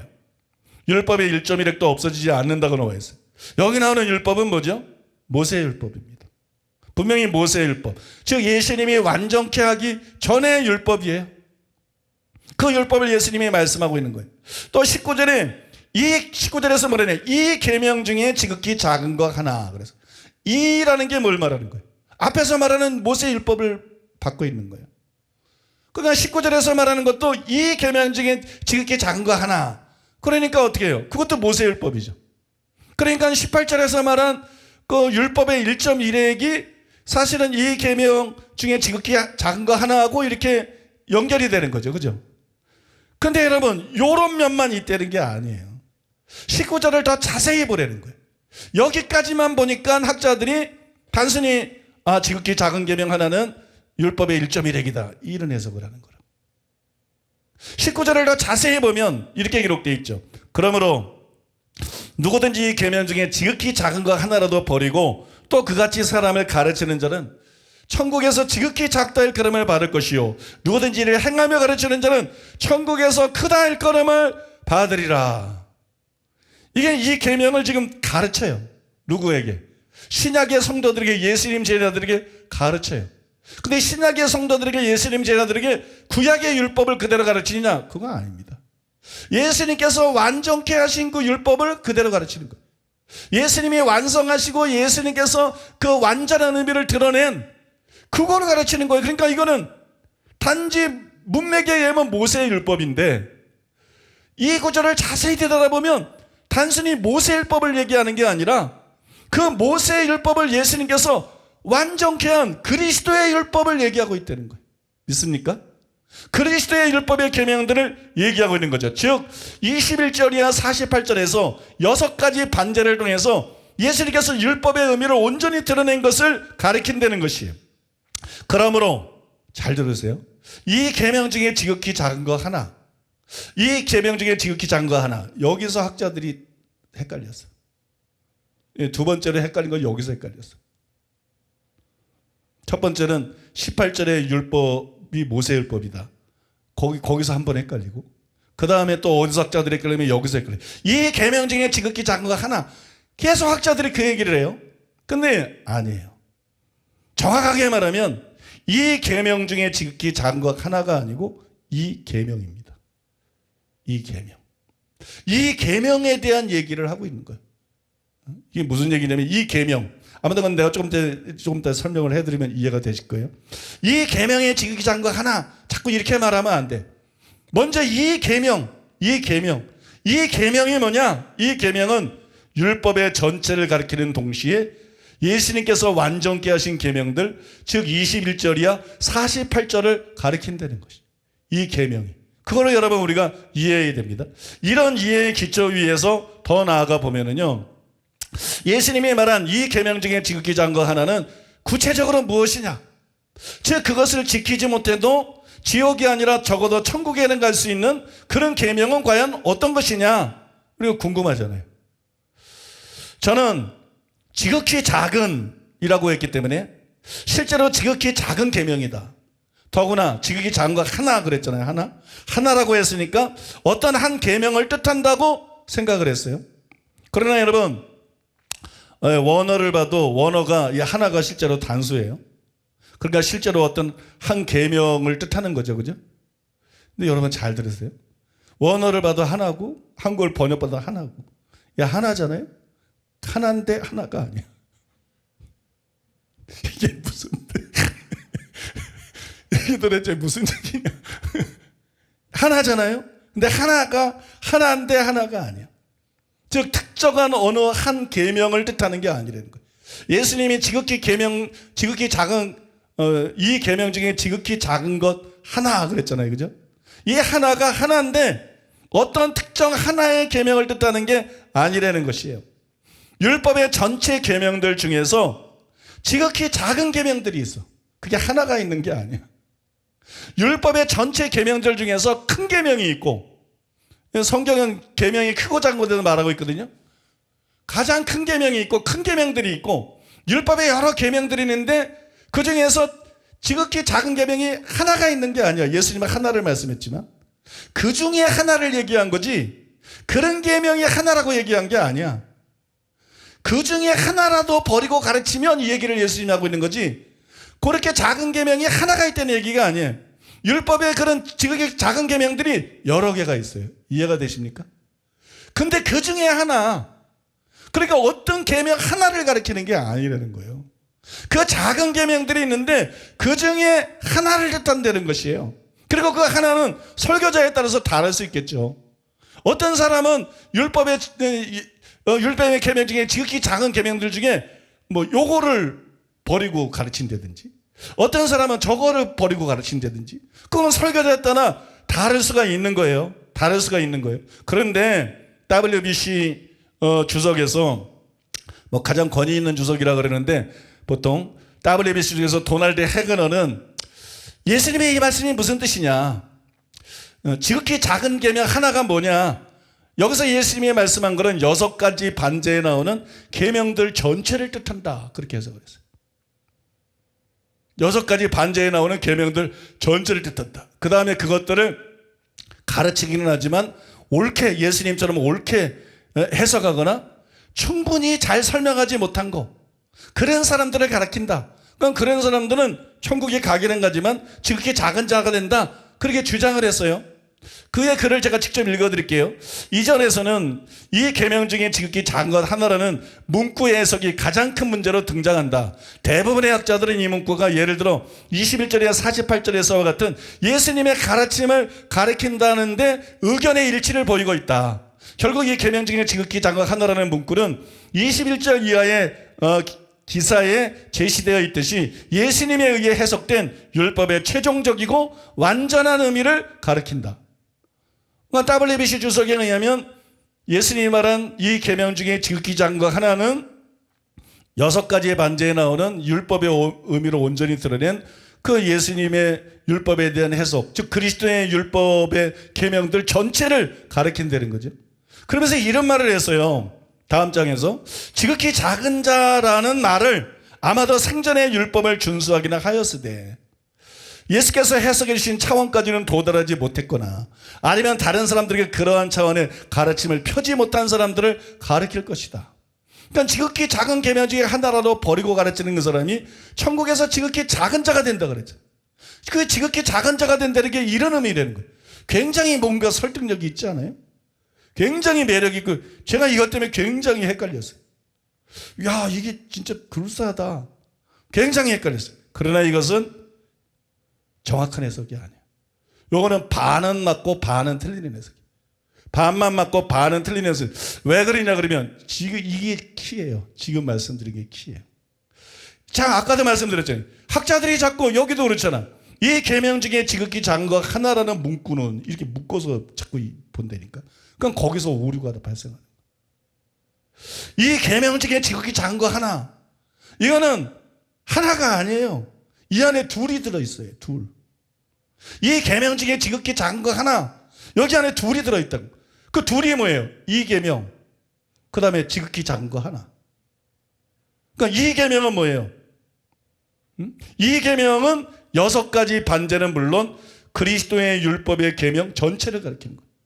모세의 율법의 계명들에 해석한 6가지 반제를 벌여서 그리스도의 계명의 전체, 이게 이 계명이야. 믿습니까? 그러니까 모든 계명을 가리키는 거예요. 이 계명 중에 지극히 작은 거 하나, 그러니까 이 계명 안에 지극히 작은 거 하나가 들어가는 거잖아요. 포함되는 거잖아요. 그 이 계명은 지극히 작은 거를 이렇게 포함하는 거잖아요. 그러니까 여러분, 이게 이 계명이고요. 지극히 작은 거 하나는 계명 전체가 아니라 실제로 그 중에 작은 계명을 뜻하는 거예요. 그래서 WBC가 틀린 거예요. 학자들의 해석이, 대부분 학자들이 그렇게 해석을 하거든요. 그 해석이 틀렸다는 거예요.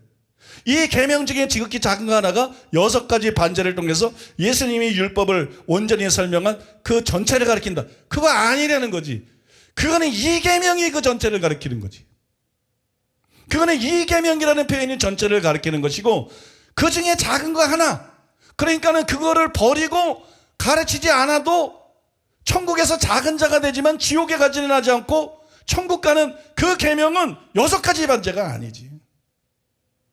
살인하지 말라, 간음하지 말라, 그러면 6가지 반제들이 아니죠. 그런 것에 대한 것이 아니지. 그래서 아까 그 주석에 나오는 설명이 굉장히 그럴듯하지만 오류라는 거예요. 그 여러분 성경을 잘못 해석한 거죠. 여러분 이 2가지를 여러분들이 구분할 수 있어야 돼. 저도 몰랐어요. 어제 성경을 3번째 본문을 다듬고 있는데 갑자기 이게 보이더라고요.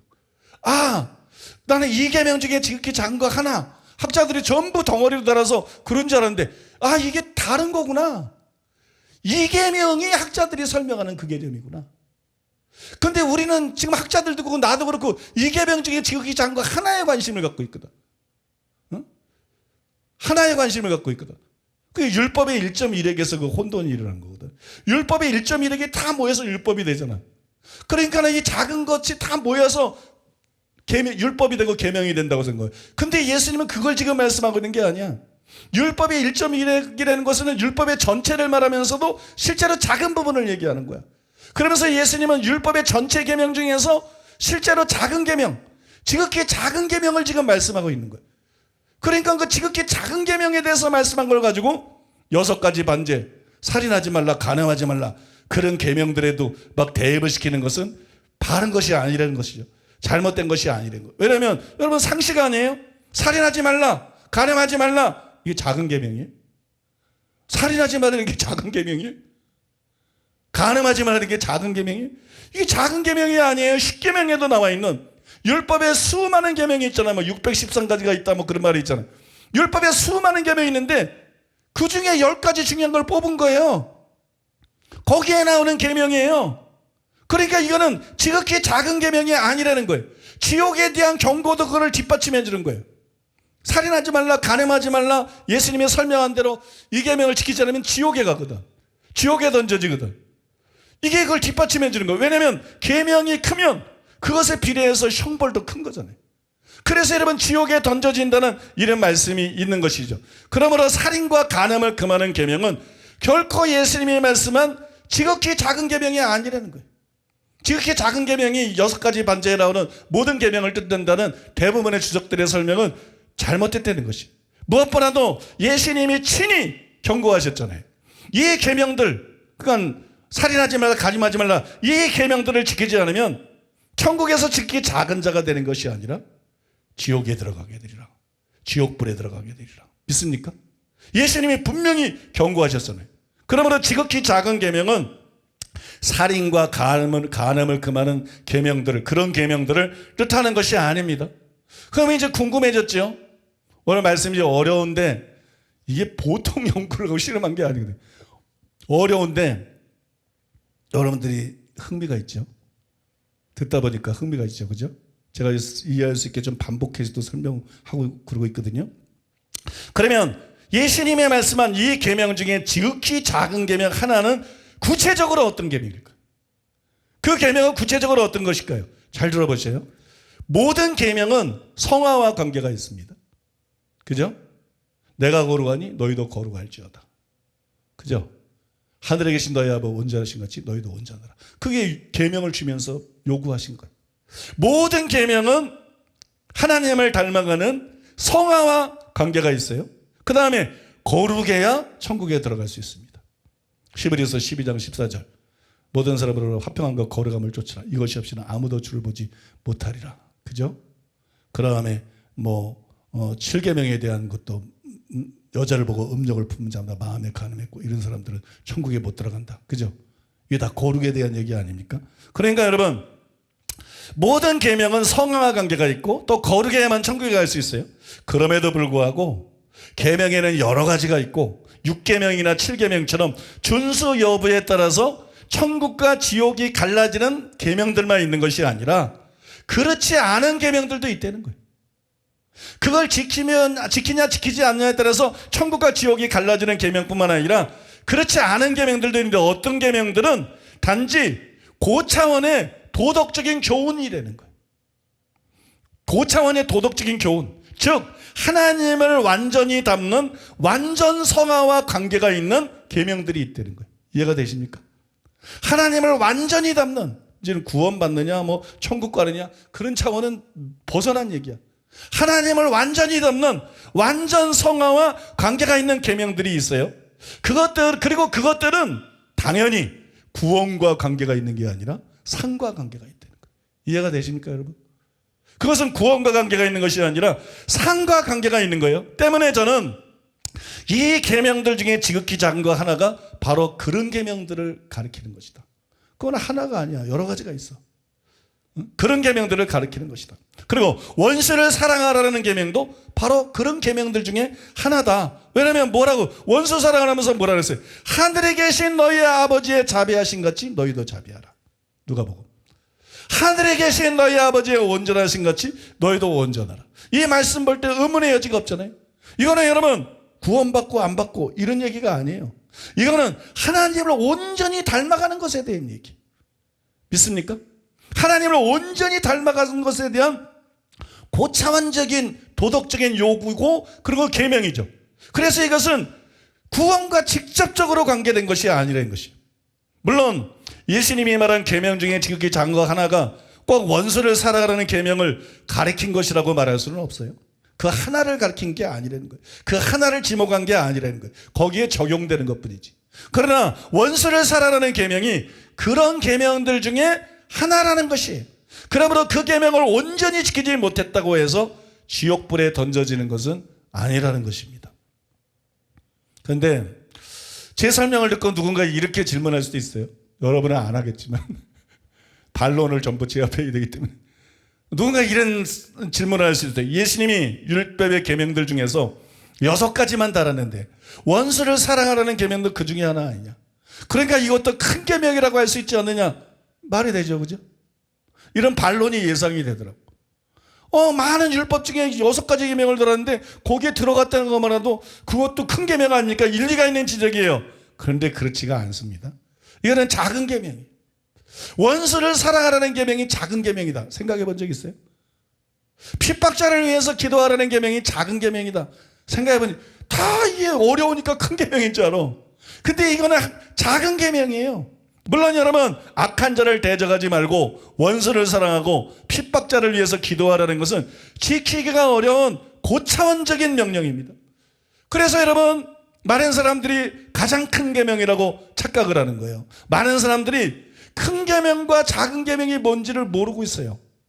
큰 계명과 작은 계명에 대해서 혼돈에 빠져 있어요. 착각하고 있어요. 가장 수준이 높고 지키기 어려운 것이 가장 큰 계명이라고 착각합니다. 그렇기 때문에 악한 자를 대적하지 말라. 어려워. 악한 자는 대적하고 싶은데. 그 다음에 원수를 사랑하라. 원수는 미운데. 핍박자를 위해 기도하라. 그건 욕해주고 싶은데. 핍박자를 위해 기도하라. 이게 다 어려웠게 느껴져. 그러니까 이것이 큰 계명이라고 느껴져.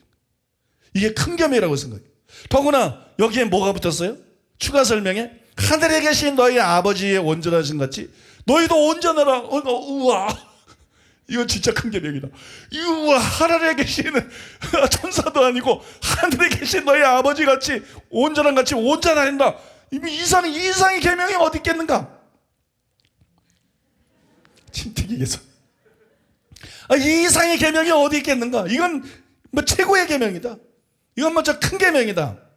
하지만 이런 생각은요, 큰 계명과 작은 계명을 하나님의 시각에서 본 게 아니에요. 자기 시각에서 본 거예요. 자기 입장에서. 나한테 얼마나 지키기가 어렵나 틀리나. 하나님의, 우리 시각은 그런데 하나님의 시각은 다르다는 거예요. 하나님이 보실 때는 난이도가 아니라 대상이 더 중요합니다. 참 기억하세요. 하나님이 보실 때는 난이도가 중요한 게 아니야. 얼마나 지키기 어렵나 이게 중요한 게 아니야. 하나님이 보실 때는 대상이 중요한 거예요. 왜 대상이 중요하냐? 대상이 크면 클수록 그 계명을 지켜야 될 당위성도 커지는 거예요. 이해가 되십니까? 대상이 크면 클수록 그 계명을 지켜야 될 당위성이 커져. 이등병이 병장한테 복종해야 돼. 병장 말에 순종해야 돼. 근데 병장에게 순종해야 될 당위성하고 중대장에게 순종해야 될 당위성하고 뭐 연대장에게 순종해야 될 당위성하고 육군 참모 총장한테 순종해야 될 당위성은 완전히 다른 거야. 불순종해도 고참한테 병장한테 불순종하면 한 대 맞고 끝날지 모르지만 중대장한테 대들고 불순종했다간 큰일 나겠죠. 더구나 연대장한테 대들고 불순종하면 영창 가겠죠. 뭐냐? 순종해야 될 당위성이 달라진다는 거예요. 그래서 그걸 어겼을 때 죄가 달라진다는 거예요. 그래서 그게 순종해야 될 대상이 계명의 크고 작음을 결정짓는다는 거예요. 이해가 되십니까, 여러분? 이해가 된다 그러시요? 여러분, 계명은 난이도가 아니라 지켜야 될 상대에 따라서 크고 작음이 결정되는 거예요. 그런데 여러분, 누가 가장 중요합니까? 누가 가장 큽니까? 누가 가장 높습니까? 누가 가장 크게 권위가 있습니까? 누구에게 순종해야 될 당위성이 가장 큽니까? 부모가 아니에요. 그래서 주 안에서 부모에게 순종하라는 거예요. 부모가 아니야. 그보다 훨씬 높은 분이 있어. 그보다 훨씬 큰 권위가 있어. 나라도 아니고 대통령도 아니에요. 하나님이십니다. 믿습니까? 하나님. 그래서 여러분, 계명 중에 가장 큰 계명이 뭐예요? 원수를 사랑하라는 계명이 아니에요. 하나님을 사랑하라는 계명입니다. 이게 제일 큰 계명이야. 하나님을 사랑하는 계명이 제일 큰 계명이야. 하나님은 우리를 위해 독생자를 보내주신 분이기 때문에 어떤 의미에서 우리가 제일 쉽게 사랑하시는 분이야. 근데 이게 가장 작은 계명이 아니라 가장 큰 계명이야. 원수를 사랑하라는 것은 가장 지키기가 어려운 계명이야. 근데 가장 큰 계명이 아니라 가장 작은 계명이에요. 우리에게 가장 중요한 건 하나님이죠. 그래서 하나님을 사랑하는 계명이 가장 크고, 그 다음은 뭐예요? 그 다음으로, 하나님 다음으로 큰 건 뭐예요? 하나님의 모양과 형상대로 지음받은 사람입니다. 나중에 말씀드린 영과 혼 설교 할 때 나중에 말씀드리겠으면, 사람은 하나님의 모양과 형상대로 지었어요. 왜 사람들이 우리를 영적인 존재로 지었구나, 하나님 같은, 그런 얘기가 아닙니다, 여러분. 우리는 맨날 자기 생각으로 놀아. 그게 아니고 사람의 하나님의 모양과 형상대로 지었어. 왜 그렇게 지었느냐? 하나님의 대리자로 만들기 위해서. 바꿔 말해서 땅의 하나님으로 만들기 위해서. 하늘은 여호와의 하늘이라도 땅은 인생들에게 주셨도다. 사람들에게 주셨도다. 하늘은 하나님이 다스려 천지 만물을 창조하고 하나님의 모양과 형상대로 사람을 짓고, 사람에게 하나님이 명령하셔. 땅을 다스려라. 땅을 다스려라. 하나님의 모양과 형상대로 왜 지었느냐? 단순히 하나님과 교제하기 위해서 이렇게 만든 게 아닙니다, 여러분. 그 첫 번째 목적은 하나님의 대리자로 만들기 위해서입니다. 땅에서 하나님을 대리하는 자로 만들기 위해서. 하나님 대신 모든 생물과 지구를 다스리게 만들기 위해서. 사자가 여러분 지구를 다스립니까? 코끼리가 지구를 다스립니까? 사람이 다스리잖아. 믿습니까? 하나님이 그런 목적으로 하나님의 모양과 형상대로, 하나님의 대리자기 때문에 하나님의 모양과 형상대로 지은 거예요. 그러니까 하나님 다음은 뭐예요? 사람이에요. 시편에도 그랬어요. 우리를 하나님보다 조금 못하게 지으시고, 그렇게 말했잖아요. 하나님 다음은 뭐예요? 사람이죠. 그러니까 두 번째 큰 계명은 뭐예요? 너 같은 사람을 사랑하라는 거지. 내 이웃을 내 몸같이 사랑하라는 거지. 이제 여러분, 예수님 말씀이 이해가 되실 거예요. 마태복음 22장 34절에 40절에 보면 예수께서 사두개인들로 대답할 수 없게 하셨다을 바리새인들이 듣고 모였는데, 그 중에 한 율법사가 예수를 시험하여 묻되, 선생님, 율법 중에서 어느 계명이 크니까? 예수께서 이르시되, 내 마음을 다하고 목숨을 다하고 뜻을 다하여 주 너희 하나님을 사랑하라. 이거 안 지키면 다 지옥이야. 하나님을 사랑하는 자, 곧 그 뜻대로 부르심을 입은 자, 합력하여 선을 이룬다. 자기를 사랑하는 자들을 위해서 예비하신 나라다. 야고보는 그러잖아요. 그죠? 여러분, 이거 안 지키면 네 부모 어미나 아비나 자식이나 딸을 나보다 더 사랑하는 데게 합당치 않다. 이게 가장 큰 계명입니다. 이게 가장 중요한 계명입니다. 믿습니까? 그러니까 여러분, 이거 안 지키면 다 지옥이야. 이게 가장 큰 계명이에요. 이것이 크고 첫째 드린 계명이에요. 둘째는 그와 같으니 네 이웃을 네 자신같이 사랑하셨으니, 이 두 계명이 온 율법과 선지자의 강령이니라. 왜 예수님이 이렇게 대답하셨는지 여러분들이 이제 충분히 이해가 되실 거예요. 큰 계명을 물었잖아. 그러니까 하나님에 대한 계명보다 큰 게 없지. 그 다음에 사람에 대한 계명보다 큰 게 없지.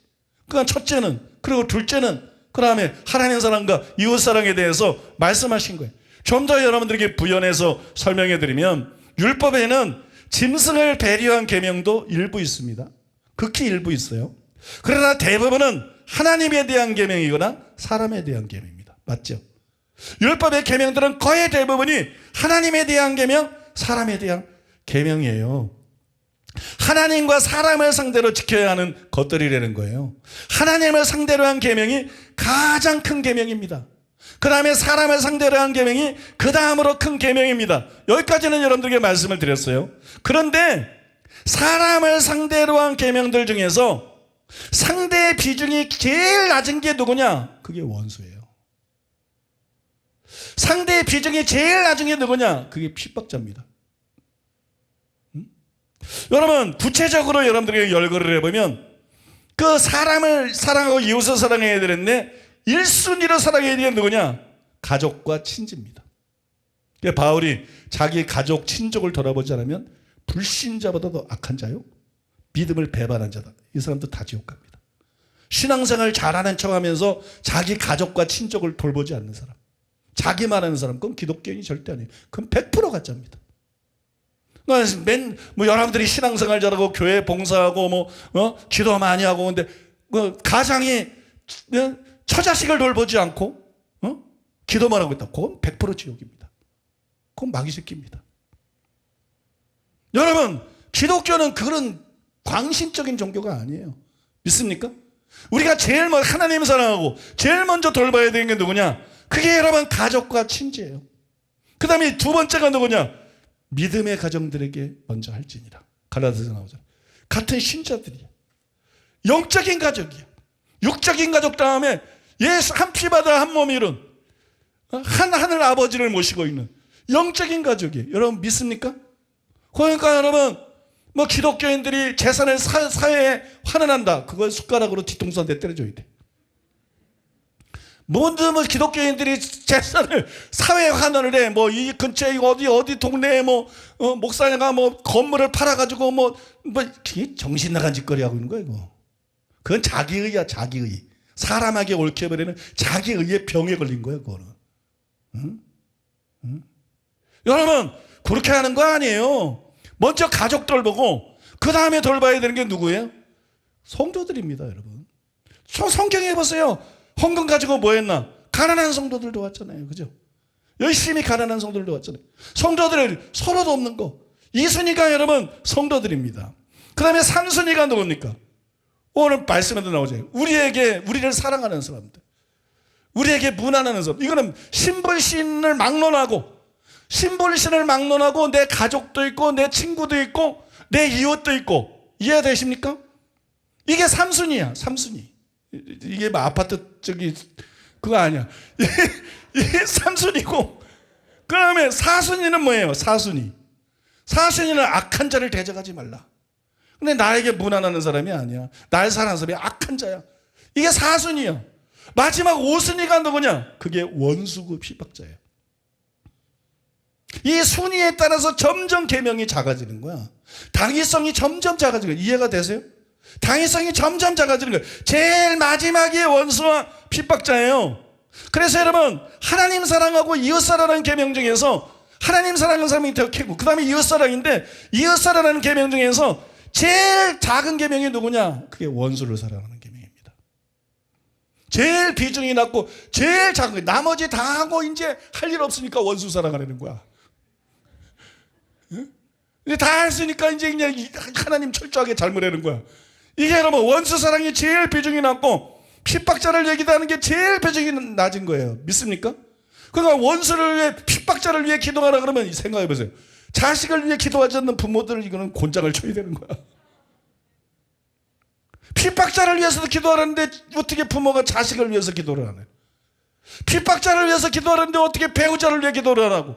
핍박자를 위해서 기도하는데 어떻게 여러분 친척을 위해서 기도를 하라고. 말도 안 되는 거예요. 이웃을 위해 기도 안 하고. 나는 신마이들도 위해서 기도하는데. 나는 신마이들을 위해서 기도하는데. 여러분 놀랄지 모르지만 나는 첫사랑을 위해서도 기도하는데. 지금 어디에서 살고 있는지는 모르지만 아무튼 예수 믿고 천국 가게 아무튼 예수 믿고 천국 가게 해주시옵소서. 근데 여러분 왜 자식을 위해서 기도를 안 해요? 왜 부모를 위해서 기도를 안 해요? 여러분 말씀을 바르게 봐야 돼요. 그냥 뭐 원수를 위해서 핍박자를 위해서 기도하니까 그거를 큰 거로 생각하면 안 돼요. 그거는 꼬레비로 하는 거예요. 꼬레비. 기도에서도 꼬레비로 하는 거예요. 믿습니까? 그게 맞는 거예요. 자식부터 위해 기도하고 부모부터 위해 기도하고 가족부터 위해 기도하고 친척부터 위해 기도하고 같은 성도부터 위해 기도하고 이웃 친구들 위해 기도하고 직장 동료 위해 기도하고 믿습니까? 그거 제일 나중에 하는 거예요. 여러분 생각하고 많이 다르죠? 여러분 원수를 사랑해라, 핍박자를 위해 기도해라, 이런 가장 큰 계명이 아니고 가장 작은 계명이에요. 그래서 지극히 작은 계명 중에 하나, 바로 거기에 딱 맞는 계명이에요. 바로 거기에 들어가는 계명이 되는 거예요. 이거는 십계명에도 나타나 있는 거예요. 십계명의 가장 큰 계명들은 대신계명, 즉 하나님께 대한 계명들입니다. 그 다음에 큰 계명들은 대인계명, 즉 이웃에 대한 계명들입니다. 그 안에 예수님이 말씀한 살인과 간음이 들어있죠. 이혼도 간음에 포함이 되니까. 또 그 다음에 맹세에 대한 것이 있어요. 마지막 9번째 계명, 거짓 맹세하지 말라. 내 이웃에게 거짓 증거하지 말라. 그죠? 이 맹세, 진실한 거와 관계된 계명이 거기다 포함되어 있어요. 근데 그 안에 동해복수법이 없잖아요. 십계명 안에 동해복수법이 없어요. 십계명 안에 원수를 사랑하라는 말도 없어요. 핍박자를 위해 기도하라는 말도 없어요. 왜냐하면 그거는 여기에 들어갈 만큼 큰 계명이 아니라는 거예요. 그거는 예수님이 말한 것처럼 첫째 계명과 둘째 계명을 자세히 나열해 놓은 것이 십계명이에요, 여러분. 여기에 들어갈 만큼 그렇게 비중이 있고 여기에 들어갈 만큼 그렇게 큰 계명이 아니라는 거예요. 그거는 지극히 작은 계명들이고 그거는 여러분 가장 작은 계명들이라는 것을 십계명 자체가 우리에게 보여주는 거예요. 그래서 저는 두 계명이 동해복수법과 원수사랑에 대한 이 두 계명이 19절에 있는 그러므로 누구든지 이 계명 중에 지극히 작은 거 하나라도 버리고 또 그같이 사람을 가르치는 천국에서 지극히 작다 일컬음을 받을 것이오에 나오는 지극히 작은 것 하나에 해당되는 계명이라고 생각하는 거예요. 또한 그렇기 때문에 그 계명들을 온전히 지켜야 천국에 가는 것은 아니라고 생각하는 것입니다. 여러분들 동의하시죠? 끝으로 이 말씀을 드리겠습니다. 설교는 안 끝납니다. 이 대지가 끝나는. 근데 이제 그 다음 대지들은 다 짧아. 그래서 금방금방 끝내니까 즐길 수 있을 거예요. 여러분들이 즐길 수 있을 거예요. 여러분 끝으로 이 말씀을 드리고 싶은데 현대인들은 동물 보호에 열심히 해요. 동물 보호에 열심히 해요. 외국 사람들은 한국 사람 나도 개고기 싫어가지고 안 먹지만 개고기 먹는다고 난리들이야. 남이 먹거나 말거나. 개고기 먹는다고 난리들이고 반려견들을 매우 사랑합니다. 요즘 반려견들의 위상이 보통이 아닙니다. 이제 반려견들의 천국이 되고 있어. 반려견들을 매우 사랑합니다. 그러나 반려견을 비롯해서 동물 사랑은 그 순위가 제일 끝이 되는 걸 알아야 돼요. 동물을 학대하면 안 돼요. 사랑해야 돼요. 그러나 반려견을 위시해서 동물 사랑은 그 순위가 제일 마지막입니다. 왜냐하면 아무리 원수라도 사람이 훨씬 더 중요합니다. 반려견보다 원수가 더 중요합니다. 반려견보다 핍박자가 더 중요합니다. 왜냐하면 사람이기 때문에 하나님의 모양과 형상대로 지음받았기 때문에 그러니까 여러분, 반려견이나 동물을 사랑하면서 사람은 멀리한다. 이거는 잘못된 것입니다. 이런 마음의 병이 든 거예요. 왜곡된 거예요. 어떤 사람은 사람보다 반려견을 더 사랑해. 반려견을 사랑하면서 사람은 멀리하고, 반려견을 사랑하면서 이웃은 사랑하지 않는다. 반려견을 사랑하면서 원수는 사랑하지 않는가? 안 되는 거예요, 여러분. 잘못된 거예요. 이거는 잘못된 것이. 어떤 사람, 개가 유산을 받았는데 몇십억을 유산을 받았다. 그 사람 회개해야 돼. 죽었잖아. 왜 개한테 몇십억을 나한테 안 주고? 왜 개한테 몇십억을 유산을 물려줘요? 그건 말도 안 되는 거예요. 동물을 사람보다 더 사랑하는 것은 잘못된 것입니다, 여러분. 그래서 여러분, 시대의 흐름을 쫓아가지 말고 균형을 잡아야 되는 거예요. 오늘 아침에도 나오다 보니까 우리 집에 유모차가 있더라고. 유모차가 있어가지고, 아니 지금 내 나이가 아니신데 왜 유모차 그랬더니 그게 소미거래네. 너무 불공평해, 세상. 세 번째로 따라해 보겠습니다. 예수님은 결론으로 너희 아버지처럼 온전하라고 하셨다. 예수님은 동해복수법에 대한 설명에서 악한 자를 대적하지 말라, 원수 사랑에 대한 설명에서 내 원수를 사랑하고 박해자를 위해서 기도하라. 그 다음에 결론으로 뭐라고 말씀했어요? 48절에 보니까는 그러므로 하늘에 계신 너희 아버지의 온전하신 같이 너희도 온전하라 그랬어요. 그런데 양용희 교수님은 이것을 절묘하게 부자 청년에 대한 예수님의 요구하고 연결을 시켰어요. 마태복음 19장 16절로 21절에 따르면 제자가 되는 것은 완전하여지는 것을 요구한다. 이미 앞에서 살펴본 바와 같이 하늘나라에 들어가기 위한 조건, 곧 5장 20절의 더 큰 의는 다름 아닌 5장 48절에서 진술된 완전함 그 자체이다. 그런데 여기서 그 동일한 완전함이 영생에 들어가기를 원하는 부자 청년에게 요구되고 있는 것이다. 전에도 말씀을 드렸지만 이게 제게 충격이었어요. 큰 충격이었고 또 신선하고 인상적이었는데, 이 균형을 잘 잡으면 이런 연결이 전혀 불가능하기만 한 건 아니에요. 전혀 불가능하기만 한 건 아닌데, 왜냐하면 예수님이 분명히 서기관과 바리새인보다 나은 의로 완벽한 수준은 아니지만 완전과 관계가 있는 원수 사랑과 핍박자를 위해 기도할 것을 요구하셨기 때문에 이런 연결 자체가 완전히 불가능하다고 말할 수는 없어요. 근데 이 해석의 문제는 뭐냐? 이런 해석은 48절이 존 웨슬리나 찰스 피니가 주장해온 그리스도인의 완전과 무관하며 단지 구원의 조건 또는 천국에 들어가는 조건으로서의 완전을 뜻한다, 이렇게 오해할 수가 있어요. 그래서 가뜩이나 신학자들의 거의 대부분이 성경에 나오는 그리스도인의 완전의 교리를 부정하는 잘못된 교리에 휘말려 있는 이때에 여러분, 그리스도인의 완전의 교리를 부정하게 만들 위험이 있다는 것이.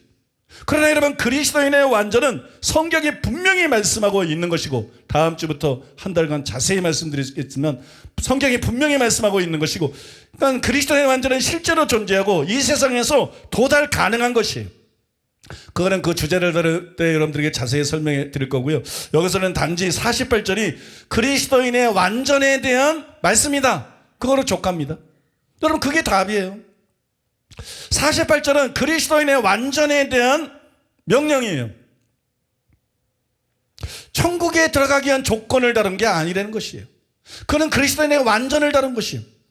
모든 구원받은 성도, 또 모든 정상적으로 신앙생활하는 성도들이 그리스도인의 완전에 다 도달한 건 아니죠. 그러니까 이거는 천국 들어가는 거는 무관한 얘기를 하고 있다는 거예요. 믿습니까? 정말로 여러분, 하나님처럼 온전해져서 천국에서 큰 자가 되고, 그 다음에 여러분 천국에서 상 받는 그런 조건에 대해서 말하고 있다는 것이에요. 그래서 제가 설명해 드린 것이 맞다는 것입니다. 네 번째로 따라해 보겠습니다. 예수님은 팔복에서 원수 사랑을 말씀하시지 않았다. 여러분도 아시는 바와 같이 팔복은 구원받은 자를 묘사한 거죠. 그 첫 번째 복도 천국이 저희 것이며 마지막의 복도 천국이 저희 것이며, 어떤 사람 마음속에 천국이 임하고 어떤 사람이 죽어서 천국 가는지를 보여주는 게 팔복이에요. 그 팔복은 그리스도인의 초상화입니다. 팔복은 진정한 그리스도인은 참으로 회개한 사람, 참으로 믿고 거듭난 사람은 어떤 존재인지를 보여주고 있는 것이. 그러니까 팔복의 사람이 죽었어요. 예수 믿고 회개해서 팔복의 사람이 됐는데 팔복의 사람이 지금 죽었어요. 이 사람 천국 갈까요? 지옥 갈까요? 아니, 이게 답이 안 나오면 안 되는데. 팔복의 사람이 죽었어요. 이 사람 천국 갈까요? 지옥 갈까요? 당연히 천국 가죠. 근데 팔복이 뭐로 끝나요? 원수에게 핍박을 받는 거로 끝난단 말이에요. 의를 위해서 원수에게 핍박 받는 거로 끝나지, 그 원수를 사랑해야 된다, 그 핍박자를 위해 기도해야 된다, 이런 것이 그 안에 전혀 안 들어있다는 거예요. 왜냐하면 그것은 구원받는 조건도 아니고 궁극적인 구원의 절대적인 조건도 아니기 때문에. 믿습니까? 우리가 그 말씀을 따라 그 말씀대로 진지하게 살려고 노력하고 행하면 되는 것이지, 완전한 수준으로 그 말씀대로 살아야 천국 들어가는 것은 아니라는 거예요. 마지막 다섯 번째로 따라해 보겠습니다. 바울도 동일한 내용의 가르침을 궁극적인 구원과 연관시키지 않았다. 바울은 다섯 번째하고 여섯 번째에 나타나 있는 예수님의 가르침과 일치하는 이런 말을 했어요. 로마서 12장 14절 17절에 21절에 보면, 잘 들어보세요. 너희를 박해하는 자를 축복하라. 축복하고 저주하지 말라. 아무에게도 악을 악으로 갚지 말고 모든 사람 앞에서 선한 일을 도모하라. 할 수 있거든 너희로서는 모든 사람과 더불어 화목하라. 사랑하는 자들아, 너희가 친히 원수를 갚지 말고 하나님의 진노하심에 맡기라. 기록되었으니 원수 갚는 것이 내게 있으니 내가 갚으리라고 주께서 말씀하시니라. 내 원수가 줄이거든 먹이고 목마르거든 마시게 하라. 그리함으로 내가 숯불을 그 머리에 쌓아 놓으리라. 악에게 지지 말고 선으로 악을 이겨라. 여러분, 이 내용이 무슨 내용입니까? 바로 본문에 나오는 다섯 번째 반제, 여섯 번째 반제, 동해복수법에 대한 설명, 그죠? 원수를 사랑하라는 이 가르침의 내용하고 정확히 일치하는 내용 아닙니까? 근데 똑같은 내용을 바울이 로마서 12장에서 기록을 했는데, 로마서 12장에서 바울이 이것을 기록하면서 이것을 궁극적인 구원의 조건으로 제시하지 않았다는 거예요. 성도들에게 교훈으로 얘기한 거예요. 우리는 이런 사람이 되어야 된다, 이렇게 살아야 된다, 성도들에게 목표로 교훈으로 얘기한 것이지, 이런 사람 아니면 천국 못 들어간다, 이런 사람만 천국에 들어간다. 여러분, 로마서 12장 그 문맥 전후 전체를 봐도 그런 의미가 전혀 없어요. 그러니까 이거는 절대적인 구원의 조건이 아니라는 거예요. 천국에 들어가는 조건이 아니라는 거예요. 이거는 천국에서 큰 자가 되는 조건이라는 거예요. 믿습니까? 이거를 온전히 지키는 것은 천국에서 큰 자가 되는 조건이고, 이것을 온전히 지키는 것은 천국에서 상 받는 자가 되는 조건이라는 거예요. 여러분, 사랑하는 게 왜 다니니까? 지옥 갈까 봐. 지옥 가기 무서워서. 사랑하는 게 왜 다녀요? 반드시 천국 가기 위해서. 응? 정신 번쩍 차려지고 자꾸 회개하게 만들고, 자꾸 순종하게 만들고, 자꾸 거룩을 추구하게 만들고, 자꾸 주님 사랑하게 만들고, 자꾸 기도하게 만들고, 그죠? 자꾸 자기를. 그래서 좁은 길을 걸어가다가 저 천국 들어가기 위해서. 근데 여러분들이 천국에 갈 뿐만 아니라 천국에서 큰 자가 되어야 될 줄로 믿습니다. 여러분들이 천국에 갈 뿐만 아니라 천국에서 상 받는 자들이 되어야 돼요. 그러기 위해서 우리가 반드시 해야 될 일 중에 하나가 뭐냐? 원수를 사랑하는 것, 핍박자를 위해서 기도하는 것, 중심으로 뜨겁게 원수를 사랑하는 것, 간절한 마음으로 핍박자를 위해 기도하는 것. 믿습니까? 하나님처럼 원수를 사랑하는 사람이 되는 것, 예수님처럼 핍박자를 위해서 기도하는 사람이 되는 것, 악한 자를 대적하지 않고 선대하고 선으로 악을 이기는 사람이 되는 것. 이런 사람이 될 때 진짜 천국에서 큰 자가 되는 거예요. 이런 사람이 될 때 진짜 천국에서 큰 자가 되고, 이런 삶을 우리가 살아갈 때, 이런 인격과 사랑의 소유자가 될 때 진짜 천국에서 큰 상을 받는 사람이 되는 것입니다. 여러분, 천국에 들어가는 것이 최고요. 그 다음에 최고는 천국에서 큰 자가 되는 것입니다. 그 다음에 최고는 천국에서 상 받는 자가 되는 것입니다. 그래서 여러분들이 천국에 반드시 들어가려면 회개해야 됩니다. 천국에 반드시 들어가려면 바른 믿음을 가져야 됩니다. 거듭나야 됩니다. 그래서 팔복의 사람이 되어야 됩니다. 여러분들이 탈락하지 않고 천국에 반드시 들어가려고 하면 예수께서 완전케 하신 율법을 지켜야 됩니다. 여러분, 산상수훈 말씀대로 살아야 됩니다. 서기관과 바리새인보다 나은 은혜를 가진 사람이 돼야 됩니다. 근데 여기서 멈추지 마시기 바랍니다. 여기서 멈추지 말고 악한 죄를 대적하지 말고 선대하고 선을 악으로 이기는 자가 되십시오. 본성을 거스리고 본능을 거스려서 원수를 뜨겁게 사랑하는 사람이 되십시오. 핍박자를 위해서 간절히 기도하는 사람이 되십시오. 그래서 천국에서 영원히 큰 자가 되고 천국에서 큰 상을 받는 여러분들 되시기를 예수님의 이름으로 축복합니다. 우리 그런 자가 되게 해달라고 기도하겠습니다. 우리 그런 사람이 되게 해달라고 말씀 붙잡고 하나님 앞에 기도하겠습니다. 하나님, 말씀이 우리의 심령을 깨웁니다. 말씀이 우리의 기준을 다시 새롭게 정립하게 합니다. 하나님, 무엇이 중요합니까? 어떤 분이 중요합니까? 우리는 하나님을 하나님으로 여기고 있습니까? 하나님을 사랑하고 있습니까?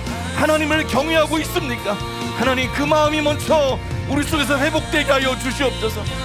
만왕의 왕, 만주의 주, 얼마나 아름다운 분이신지, 온 우주의 주인 되시고 나를 창조하시고 나를 구원하신 나의 또한 심판자 되신 그 주님, 그 하나님을 나는 경외하고 사랑하는 마음을 주시옵소서.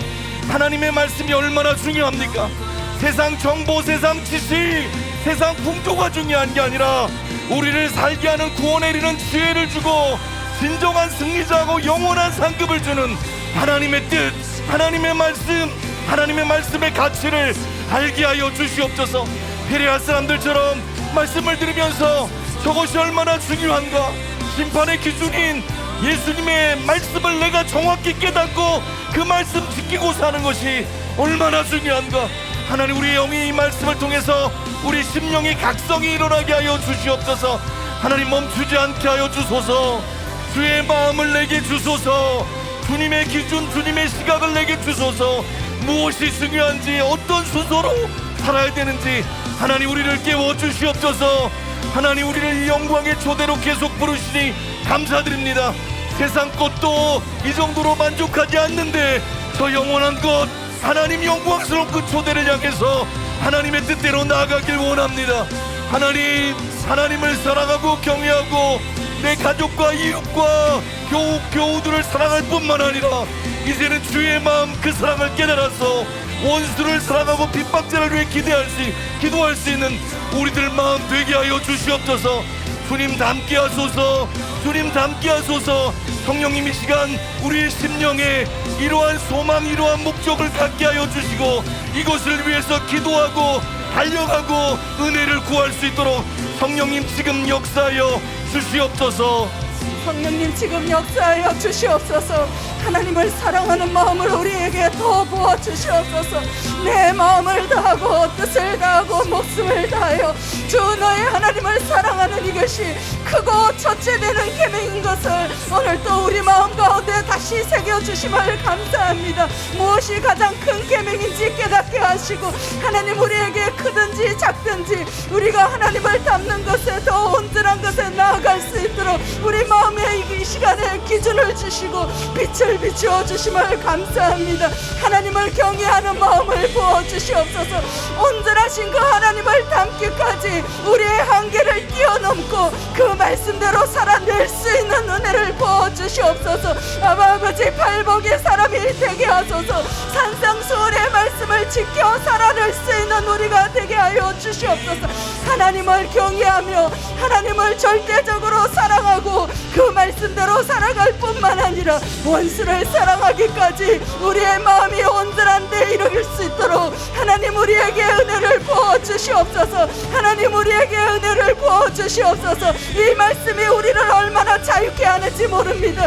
진리가 너희를 자유케 하리라는 그 말씀대로 오늘 빛 가운데서 우리가 무엇을 가장 중요하게 여기며 살아야 될지 하나님 깨닫게 하여 주시니 감사합니다. 아버지, 하나님을 진정으로 사랑하는 사람 되게 하소서. 하나님의 형상대로 지원받은 사람들을 향하여 사목하게 여기며 하나님 정말로 영혼들을 사랑할 수 있는 마음을 부어주시옵소서. 원수까지도 사랑하여 천국에서 큰 자로 해와 같이 빛날 수 있는 우리의 삶이 될 수 있도록 하나님 이 시간에 결단하며 나아갑니다. 주님 우리 가운데 빛을 비추어 주시옵소서. 아버지요, 아버지 감사드리고 찬양드립니다.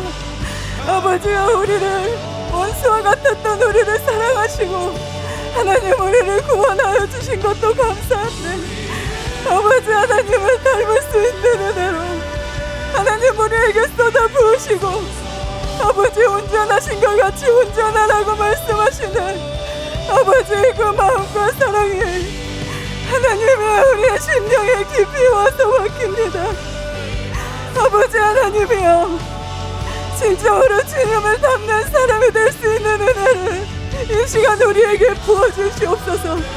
아버지여, 내가 원수를 사랑하며 나를 핍박하는 자를 위하여 전심으로 기도할 수 있는 사람, 하나님 주님의 형상을 본받아 아버지의 그 영광을 바라보며 우리도 그와 같이 변화될 수 있는 하나님 매일의 시간이 될 수 있도록 아버지여 우리를 초대하시고 우리에게 그 은혜를 부으시는 아버지 하나님의 그 마음을 받습니다.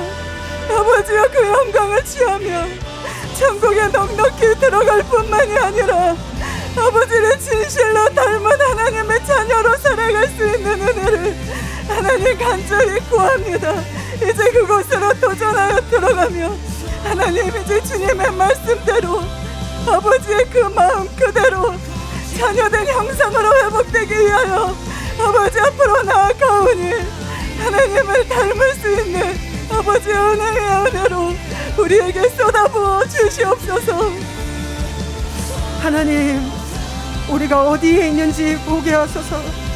내가 하나님 앞에 있는지 내 눈이 하나님께 고정되어 있는지 살피고 또 살피게 하여 주시옵소서. 너는 내 앞에서 행하여 완전하라. 하나님이 하나님 앞에 있으라고 하셨습니다. 우리가 바라보아야 할 분이 하나님이기 때문에, 내가 사랑하고 섬겨야 할 분이 하나님이기 때문에, 내 궁극적인 목적이 하나님이어야 하기 때문에 하나님을 바라보라고 하셨습니다. 하나님, 우리가 때로는 시선을 뺏기고 때로는 우리의 귀를 뺏기고 하나님 아무것도 아닌 일에 우리를 내어놓는 일이 얼마나 많습니까? 다시금 우리의 시선을 하나님께로, 내가 어디에서 살고 있는지, 나는 누구 앞에서 살고 있는지 점검하고 돌아보게 하여 주시옵소서. 하나님 닮고 싶습니다. 하나님의 그 아름다움을 닮고 싶습니다. 하나님, 그것이 나의 가장 큰 소망이 될 때 나는 하나님의 그 아름다우심으로 변해갈 것이고, 하나님이 원수를 사랑하신 것처럼 그렇게 사랑하는 자가 되어 있을 것입니다. 아버지, 은혜를 부어 주시옵소서. 내가 하나님 앞에 살아가는 존재라는 것을 기억하게 하시고 다시 돌이켜 주님께로, 다시 돌이켜 내 아버지께로 그 아름다운 주님의 형상 안에서 살아가게 하여 주시옵소서. 아버지,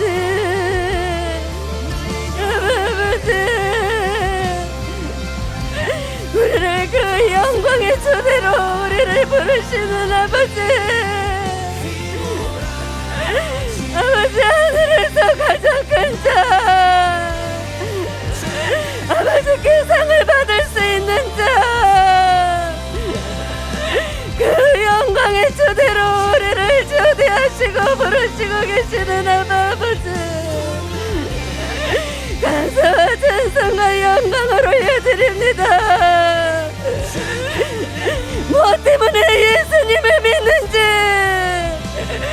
무엇 때문에 우리가 신앙생활을 하는지, 이 땅에서의 우리의 삶의 목적과 같이 하나님 삶의 모든 가치관들이 오늘 이 아침에 성전이 진들릴 수 있도록 우리를 그 영광의 초대로 아버지 우리를 부르시고 초대하시는 아버지,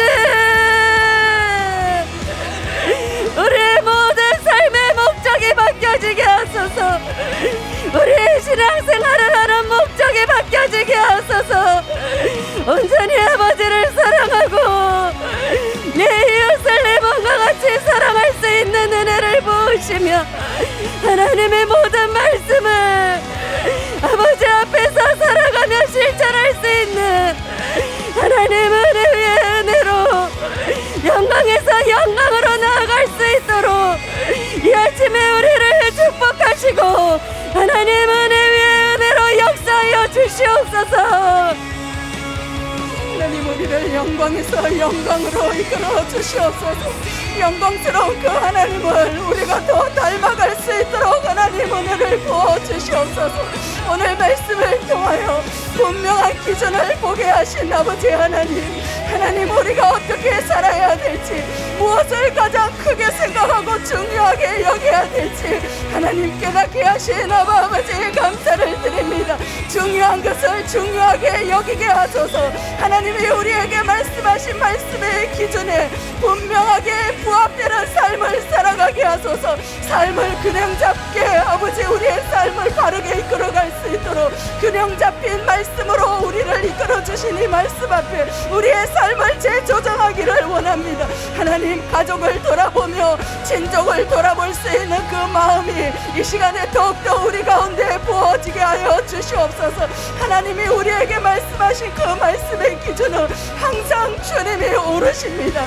항상 주님은 우리에게 분명한 것을 말씀해 주시고 계십니다. 아버지 감사합니다. 하나님 사랑하는 마음을 부어 주시옵소서. 우리에게 속한 사람들 하나님 우리에게 관여된 모든 사람들을 사랑하며 하나님께서 원수까지 나아갈 수 있는 우리의 사랑의 지경이 더 넓어지게 하여 주시옵소서. 거기에까지 이룰 수 있는 사람이 되게 하여 주시옵소서. 원수를 사랑하고 비방하는 자를 위하여 기도하며 선한 일을 도모하는 데까지 나아갈 수 있도록 하나님 선으로 악을 이기는 자가 될 수 있는 데까지 우리의 수준이 더 높아지기를 원합니다. 하나님 우리의 가운데 은혜를 부어 주시옵소서. 실제적인 사랑의 삶을 살아갈 수 있도록 이 시간에 우리에게 돌파가 일어나게 하여 주시옵소서. 우리의 한계를 할 수 없다고 여겼던 그 한계를 뛰어넘게 하여 주시옵소서. 육신의 본성대로 사는 것이 아니라 성령을 쫓아 행하는 삶이 될 수 있도록 하나님 그리하여 우리가 승리하는 삶을 살 수 있도록 도우시옵소서. 이 시간에 주의 사랑을 물붓듯이 부으시고 원수까지도 사랑할 수 있는 초월적인 사랑을 이 시간에 부어 주시옵소서. 주 앞에 갔을 때 주님 앞에 상 받을 수 있는 큰 자로 우리 모두가 하나님 앞에 온전한 형상으로 변화되게 하여 주시옵소서. 아버지요 우리가 사람을 따르지 아니하게 도와주시옵소서. 하나님이 이 세상의 계명을 따르지 않고 하나님이 우리에게 회복시켜 주신 하나님의 진리의 말씀 그대로를 따르며 아버지 우리 안에서 역사하시는 성령님의 인도하심을 반드시 따라 순종하는 삶을 살아갈 수 있는 하나님 그 은혜를 부어주시옵소서. 세상의 사람들이 말하는 길을 따라가지 아니하고 성령님의 말씀을 따라 우리에게 비춰주시는 그 빛의 길을 따라가게 하시고 하나님이 우리의 삶이 그렇게 하나님의 인도하심만을 쫓으며 하나님의 계명에서 말씀하시고 아버지께서 이루기를 원하는 모든 것을 다 이루며 살아가면서 살 수 있게 도와주시옵소서. 하나님 이 땅의 삶 가운데 그리하여 진정으로 주님의 온전하신 가운데 도달할 수 있는 하나님의 그런 삶을 살아가기를 아버지 앞에 간절히 구하오니 아버지와 성령을 물붓듯이 부으셔서 우리가 진정으로 성령의 사람 아버지의 말씀 그대로를 행하며 주님을 닮는 사람으로 온전히 변화될 수 있는 은혜 쏟아부어 주시옵소서. 하나님 우리가 기도에 있어서 섬김에 있어서 우선순위를 바르게 할 수 있게 하여 주시옵소서. 하나님의 말씀대로 진리의 말씀대로 하나님 우리가 기도하고 섬기며 가르치며 전하는 삶을 살아가게 하여 주시옵소서. 한국교회를 위하여 기도하고 이 나라와 이 민족을 위하여 기도하며 저 북한 땅을 위하여 기도하며 열방을 위하여 기도하게 하시고 하나님께로 돌아올 수 있도록 모든 민족이 하나님께로 돌아올 수 있도록 하나님 기도하는 그리고 우리의 삶으로 살아낼 수 있는 전하며 가르치는 삶으로 살아낼 수 있는 하나님 그런 삶을 살아 살아가게 하여 주시옵소서. 사랑하는 교회에 성령을 물붓듯 부으소서. 기도의 영을 쏟아 부으소서. 지혜와 계시의 영으로 충만케 하소서. 하나님의 영광으로 가득 차오르는 사랑하는 교회가 되게 하여 주시옵소서. 아프리카를 기억하여 주시고 그 땅에 하나님의 복음과 하나님의 생명이 전해질 수 있도록 하나님 우리가 기도하며 섬길 수 있도록 주님 은혜를 부어 주시옵소서.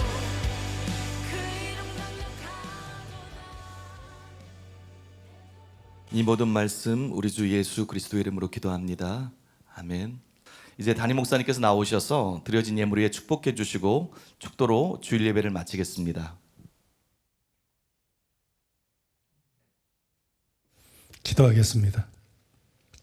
고마우신 아버지 하나님의 사랑과 은혜를 생각할 때 감사드리고 찬송드리고 찬양드립니다.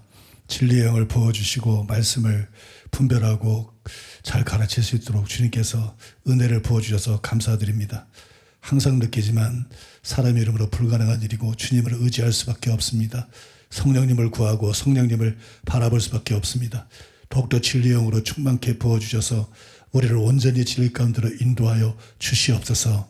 말씀 위에 굳게 서서 오직 말씀에 입각해서 시대의 조류나 신학의 조류에 흔들리지 않고 말씀에 입각해서 신앙생활하는 우리들 되게 하여 주시옵소서. 후회 없는 삶을 살아갈 수 있도록 도와주시옵소서. 우리 모두 회개하고 팔복의 사람 되게 하시고 서기관과 바리새인보다 나은 의를 가진 자 되게 하시고 이미 그렇게 된 사람들은 이제 아버지 하나님이여 단순히 천국 가는 것이 아니라 천국에서 큰 자가 되기 위해서 상 받는 자가 되기 위해서 아버지 선으로 악을 이기고 원수를 사랑하고 핍박자를 위해 기도하는 삶을 살아가게 하여 주시옵소서. 불가능한 것이 아닙니다. 가능한 것입니다. 충분히 할 수 있는 것입니다. 아버지 그렇게 살아가게 하시고 그것이 우리의 인격이 되게 하여 주시옵소서. 주의 성령을 통해서 하나님의 사랑과 하나님의 마음을 우리 속에 물붓듯 부어 주시옵소서. 말씀대로만 살아가게 해 주시옵소서. 그리스도인의 완전은 실제하는 것입니다. 그것은 도달 가능한 것입니다. 아버지 원수 마귀가 여러 가지 진리들을 훼손시키고 또 그리스도인의 완전의 교리도 훼손시켰습니다. 절대 다수의 신학자들이 그 부분에 있어서 눈멀어 있고 잘못된 해석을 하고 있습니다. 다음 주부터 우리가 그 말씀 들을 때 알기만 하는 자가 아니라 정말 그리스도의 완전을 추구하는 우리 되게 해 주시옵소서. 그리스도인의 완전에 도달하는 우리들 낼 수 있도록 은혜 베풀어 주시옵소서. 은총을 베풀어 주시옵소서. 주님 역사하여 주시옵소서. 아버지 내 감사해서 하나님 앞에 예물을 드렸습니다. 주일원금 11조 감사한금 각종 예물을 주 앞에 올려드렸습니다. 영광 받으시고 높임 받아 주시옵소서. 하나님은 우리의 섬김을 받기에 합당하신 분입니다. 우리의 예배뿐만 아니라 우리의 예물을 받기에도 합당한 분이십니다. 아버지 사랑하는 성도들 또한 예수님의 이름으로 축복합니다. 재물 얻을 능력을 양손에 부어 주시옵소서. 심은 대로 거두게 하여 주시옵소서. 살아난 성도들을 예수님의 이름으로 축복하오니 아브라함의 복을 부어 주시옵소서. 큰 복을 부어 주시옵소서. 이 교회를 열방을 위한 복의 근원으로 부르신 하나님, 우리 살아난 성도들을 열방을 위한 복의 근원으로 부르신 하나님, 그 일 감당할 수 있도록 성도들에게 복을 부어 주시옵소서. 성도들이 하는 일에 복을 부어 주시옵소서. 주님께서 창대케 하여 주시옵소서. 주님께서 번영케 하여 주시옵소서. 우리에게 성령을 물부터 부어 주시옵소서.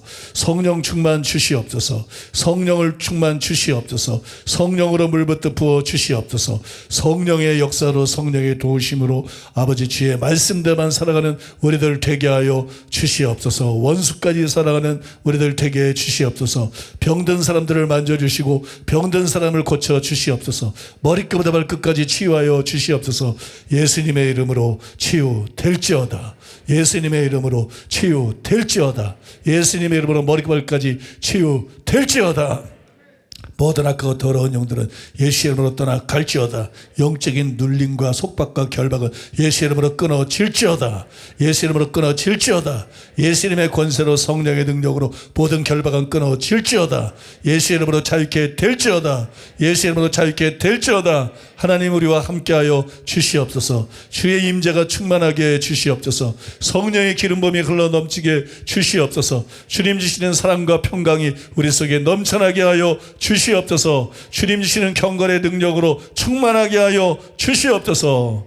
예수님의 이름으로 축복하며 기도하옵나이다. 아멘.